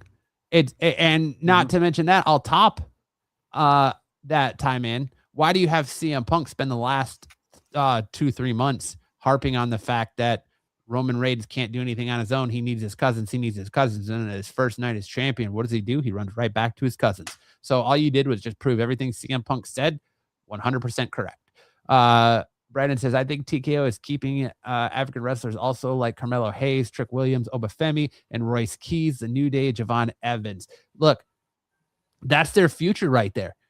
Carmelo Hayes, Trick Williams, Obafemi, Javon Evans. That's their future. That the future is in good hands with them, man. Like, I would 100% say that we're in absolute trouble. The ship is going down. They're looking to sell and fire sell fast if they released the likes of Carmelo Hayes, Trick Williams, Obafemi, Royce Keys, and Javon Evans. I would be like, this is a fire sale. They're sinking fast. I don't think that's going to be the case. That's their future. That's who they're putting all their bank and their money into right there. If they put the Wyatts with Alexa, that could have been their saving grace. Absolutely. Especially when Bo Dallas got hurt like 2 weeks into their initial run. Because money and ratings. I mean, if it was money and ratings, you pretty much just spit in the face of your network, of USA Network, right here by gutting SmackDown, because you got nothing. I'm actually kind of surprised CM Punk hasn't shown up on SmackDown yet tonight. TKO will be the end of WWE if they don't decide to sell up. Nothing good has come from them taking over, because they're trying to treat it like they don't understand. They don't understand the nature of the wrestling business. And I think that's why they brought The Rock on. And now The Rock has that turmoil with Triple H. And I don't think The Rock's going to even touch anything WWE as long as Triple H is there. And there's that turmoil where clearly it feels like they don't understand the wrestling business, because they're trying to treat WWE and approach it like it's UFC, and it just doesn't work. Yeah. I bet they do Roman Reigns versus The Rock at WrestleMania 43 main event. Like I said, I think that there's we just got done with WrestleMania, and all of WrestleMania season, the whole road to WrestleMania, Triple H did not, or The Rock did not promote WWE once. He did not promote WrestleMania once. He did not promote his cousins once. nothing. He was in Vegas for CinemaCon the same week as WrestleMania. He got his big ass on a jet and flew home. So he didn't appear at WrestleMania. He does not talk about WWE. He's not cut any promos. He's not talked about anything on his socials. I think as long as Triple H is there, The Rock is going to stay clear, because there was obviously some giant. We heard the rumors that there was some giant falling out between The Rock and Triple H last year at WrestleMania, which caused The Rock to take his ball and go home. And that's why TKO tapped Travis Scott to come out in the John Cena Cody Rhodes match. And we got that dumpster fire of a match there. And then we got the, same thing happening this year where Pat McAfee and Jelly Roll both tap out.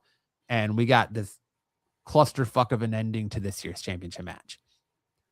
I don't see The Rock wrestling in WWE as long as Triple H is there. So either TKO is going to out Triple H and remove Triple H and put somebody else in that role, or The Rock just ain't going to come back no matter how much money they throw at him. Because honestly, when it comes to The Rock, he doesn't need money. Netflix is way more important to them than USA. You're absolutely correct. But it sucks that Raw only pulls about 3 million views on Netflix a week. Yep. Well, we're going to see what happens with I guess what they're going to do is they're going to try to help USA by having the guys go back and forth. They'll have big names show up on what hot takes about AEW are incorrect that literally make your head hurt. I'm interested to hear about that. Agree that Triple H won't be there much longer. Probably. He might get canned this week. Yeah. Heading to bed now, almost 3:20 a.m. Oh man, I'm in Germany. Oh, nice. Germany. It has been a blast chatting about the situation. All the best, you guys. Hey man, thanks a lot. I hope you have a great night, man. Enjoy, get some rest. I'm sure it's going to continue to be crazy. Yep. The Saudis can want The Rock to wrestle at Mania, but unless they're gonna, do you think the Saudis will back $1 billion truck up to The Rock? Because at some point, I know every man has his price, but The Rock's holding strong at this point, it seems like.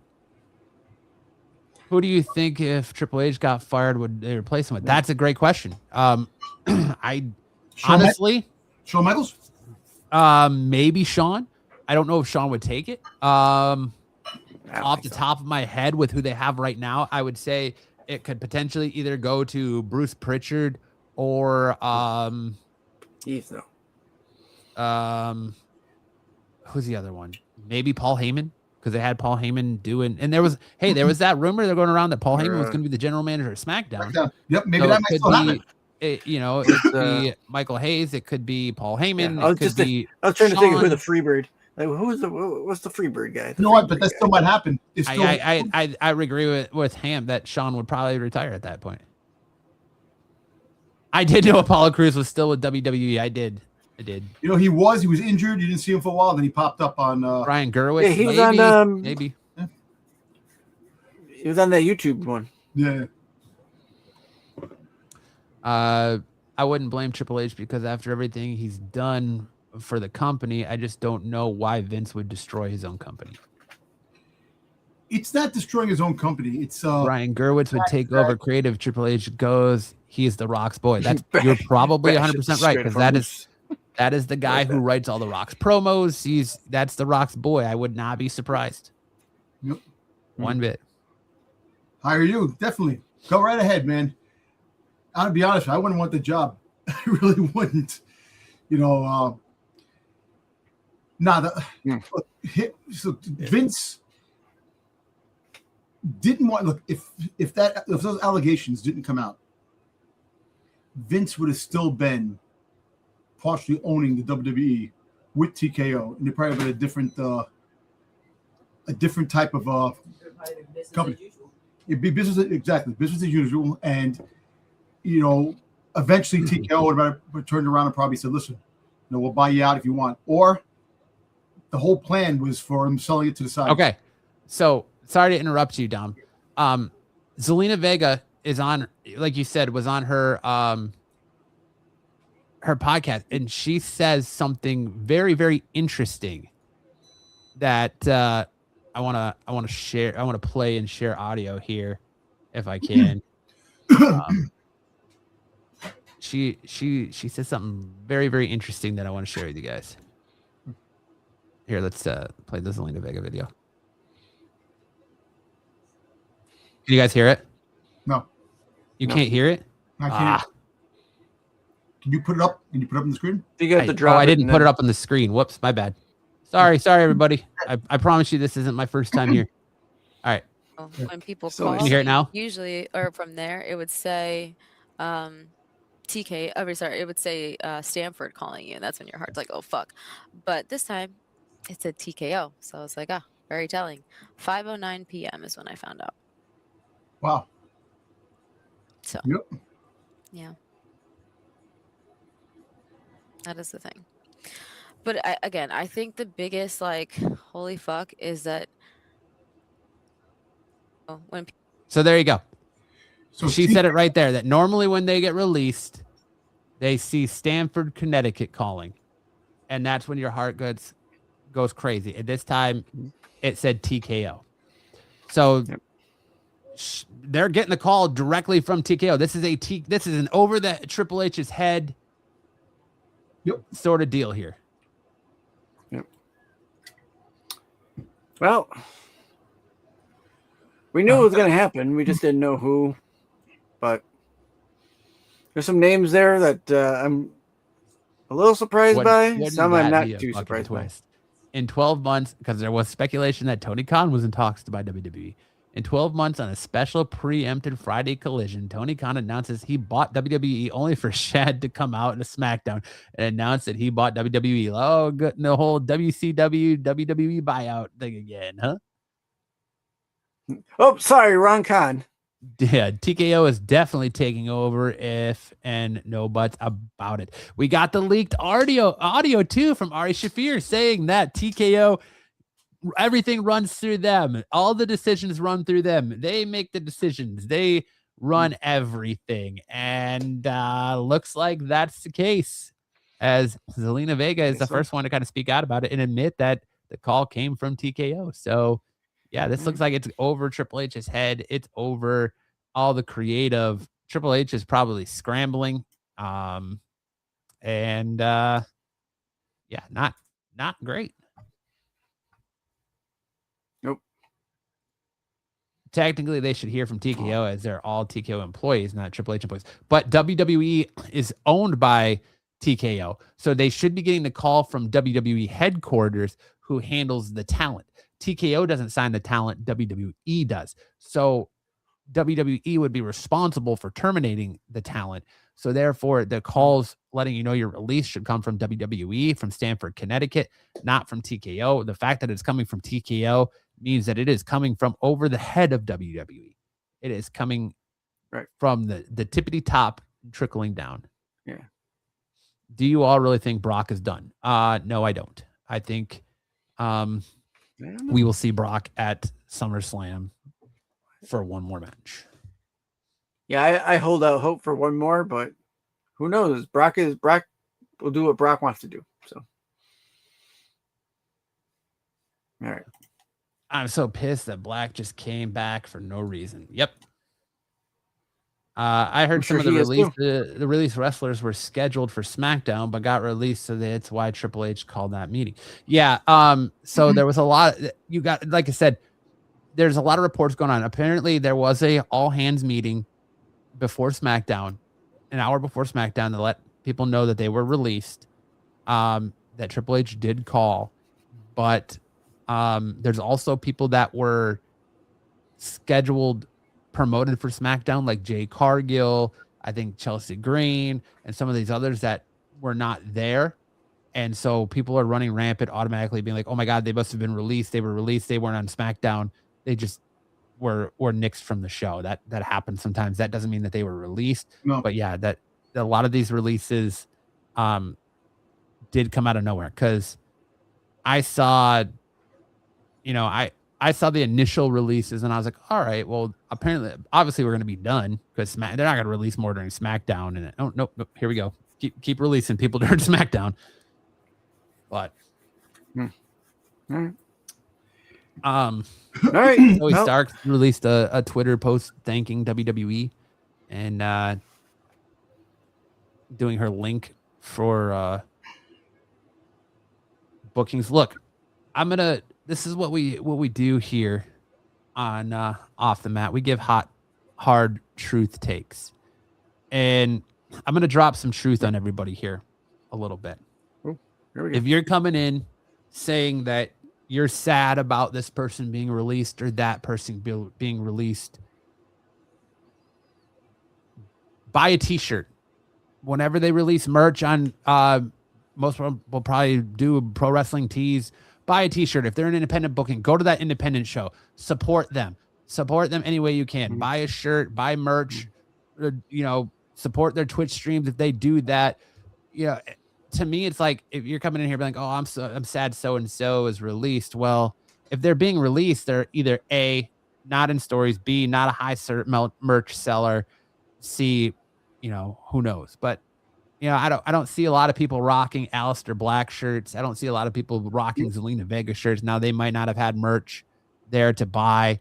But that's the best way to support these guys now. If you want to support them, would be go, once their stuff is uploaded on Pro Wrestling Tees, go buy a shirt, go see them independently, buy an autograph.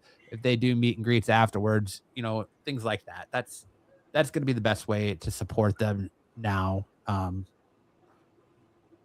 I don't know. It's hard. It's hard. You never want to see anybody lose their job, but it's the nature of the beast at the same time. Yep. Let's be honest. AEW does the same thing with talent. Book the same once and release newest members, and don't tell anybody that did it. They just did it with what's his name from the Rascals. I'm sure Shinsuke not released, but he might be retired. I'm surprised Slow Style hasn't been released either, honestly. Well, not yet. We'll see. Slow Style. We're going to see that. That's Aleister Black was upstaged by Julia Hart when he was in AEW. AEW doesn't need any new talent on the roster right now. That's right. They need to figure out how to write stories for the talent they do have currently. Yep. But it looks like we're slowing down. It doesn't look like any other big ones tonight. At least not yet. Well, listen, at least that have been announced yet, we might get a couple more overnight and through the weekend. We'll keep you posted. Definitely keep you posted. We'll definitely give the rundown again on Thursday night, 9:00 when we have the show. We'll let everybody up to date on all the talent released and any more surprises that WWE can throw at us. Right. Yeah. I don't think Julia's going to go. No, Julia ain't going anywhere. And if they, if they're dumb and they release her, they're stupid. Yes, they did sign Evil from New Japan Pro Wrestling today. He's probably going to end up going to NXT. Although I wouldn't be surprised if he's on SmackDown at this point. I think it's time for WWE fans to rise up and make every stadium shake with chants against TKO and show their frustrations. We should have been doing that all along, but every time, here's the other thing. I've said it. I screamed about it at nauseum Not buying tickets on night one of WrestleMania. Fans who go and buy tickets, you saw how crazy packed WrestleMania was. And yes, they sold 10,000 less tickets than they did last year. But fans that are paying those prices or non-fans that are paying those prices are part of the problem, because the more we go there, the more we fill out their arenas, the more we sell them out, the more tickets we buy, the more $30 or $40 shirts you buy, the more money that TKO sees that they can suck out of you. And they're just going to keep going back to that well and going back to that well and going back to that well and going back to that well. It's not going to change anything. So that's part of the problem. Is if you're going to go fill out, cool, you can go pay your $200 or $300 per seat for your nosebleeds and scream till your heart's content. But TKO is just going to sit there and laugh at you and be like, oh, we got your money anyway, so what do we care, chump? If you want to make a change, stay home. Hey, Mighty, Evil is 42. He's too old for NXT, but I think he'll be there for a couple of months just to learn the techniques, and then he'll be called up. Stay home. Watch from home. Don't, you can support the wrestler indirectly that's your favorite, absolutely, but don't support the machine. Don't buy these expensive tickets. Don't pay these crazy concession stand prices. figure out ways around the WWE ESPN deal if you don't get it for free from your internet provider. That's how you're going to make a change. You're going to affect change with your wallet, and that's they don't care what you sit there and cry.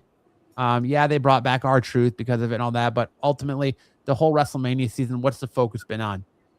Ticket prices, and they gave us 20% off on Ticketmaster, which pretty much only covered your fees. So that's the only way you're going to enact change and make a difference is with your wallet and fans making a change with their wallet. So, hey, Hamp, listen, Damian Priest and R-Truth just kept the belts tonight. They didn't lose it. They'll probably have the belts for a little bit longer. And the LA Knight, I don't think LA Knight's going to get released. But you know what? The way things are going, you never know. We'll see what happens by the weekend. And even past the weekend, there still could be some releases the way things are, because it's not just one day. There could be a total renaissance, but we'll see. All right. Hey, Almighty Pop. Thank you, man. We appreciate you, Mighty Pop. We appreciate it, definitely, man.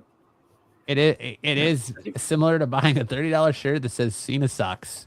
You know, like you could realistically go to Walmart, buy a blank white Fruit of the Loom shirt, get a black Sharpie and write Cena sucks on the front of it in the back. Exactly. You can put LA Knight on the shirt too. Yeah. I mean, I'm not against supporting your wrestler. By all means, support the wrestler. It's what they do, but you're supporting the machine. There's way to I might make my own RKO shirt. Yeah, there's a way to support the wrestlers outside of paying godly amounts of money for a ticket, and that's why we're seeing more celebrity involvement. That's the whole thing, is that WrestleMania sold 10,000 less seats than last year's, and they're mad about it. Thing? I don't know if that's a good thing or not, but one good thing is the talent involved. We'll move on to NXT. Yeah, they're gonna have to move. Essentially, with what happened tonight, they're gonna have to remove everybody from NXT up to SmackDown and everybody from Evolve up to NXT, and then they're gonna have to look for a whole new Evolve crowd. They can have that little a little opening that looks like Pokemon, you know. Oh, we evolved. We're now in NXT. Yeah. But guys, thank you so much for everyone who hung out with us tonight. I appreciate it. Going on 3 hours strong talking about this. We do this every Thursday night at 9 p.m. Eastern, right here on Off the Mat, talking all the latest and greatest in professional wrestling with a real, honest review and take. There's a lot of times that we don't agree on things, and we do give our honest opinions. And you know, I sit here and say that full transparency, that I think that a lot of the problems with the business are the fans who sit there and accept the bullshit stories and accept the bullshit creative and accept the half-ass shows that WWE is putting out and asking for you to spend your hard-earned money on. Contrary. Thank you.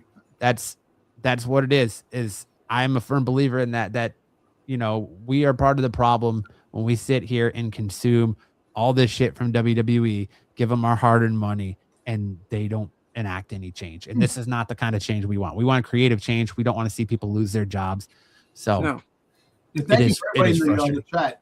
You know, thank you everybody for your kind words. If this continues with the celebrities, we're going to relive WCW 2001, and AEW may possibly come out on top to do just pure wrestling. We're kind of already there. We are already there. I mean, we literally just inducted Dennis Rodman into the Hall of Fame, and he had one of the worst Hall of Fame speeches of all time. It's pretty much shit on the business and walked away. That's it. So, Hamp, appreciate you for being a first-time viewer. Thank you. Sitcomradery, great channel. Keep it up. Appreciate you. Thank you. Sitcomradery. They need to release Vanessa Hudgens. Excellent channel. Thanks, Ty. We appreciate it. We appreciate everyone hanging out strong for the last 3 hours. You guys are amazing. If you can hit that like button, hit that subscribe button on the way out. Please turn that notification bell on so you can stay up to date, because we'll go live again and do this all over again if we get another crop of releases and feel like we need to talk about it. But it is a crazy day in WWE. The roster from top to bottom is pretty much just gutted. Thank you, Brian. And yeah, so I hope to see some of you beautiful people this next Thursday night, 9 p.m. Eastern, right here on Off the Mat. Until then, thank you so much. Keep your eyes to the socials, and we'll keep you updated on what's going on. Let me know in the comment section below what you guys think of tonight's releases. Where do you think WWE goes from here? Do you think this is potentially a bigger thing? Is this a Saudi sell-off? Is this a Vince McMahon return to buy? I don't know. Well, I guess we're going to find out. Give us your takes. It just kind of feels a little bit different tonight. But with that being said, have a great Friday night, everyone. And we'll see you guys hopefully all back here Thursday night for more Off the Mat goodness. Quickly becoming your new wrestling obsession.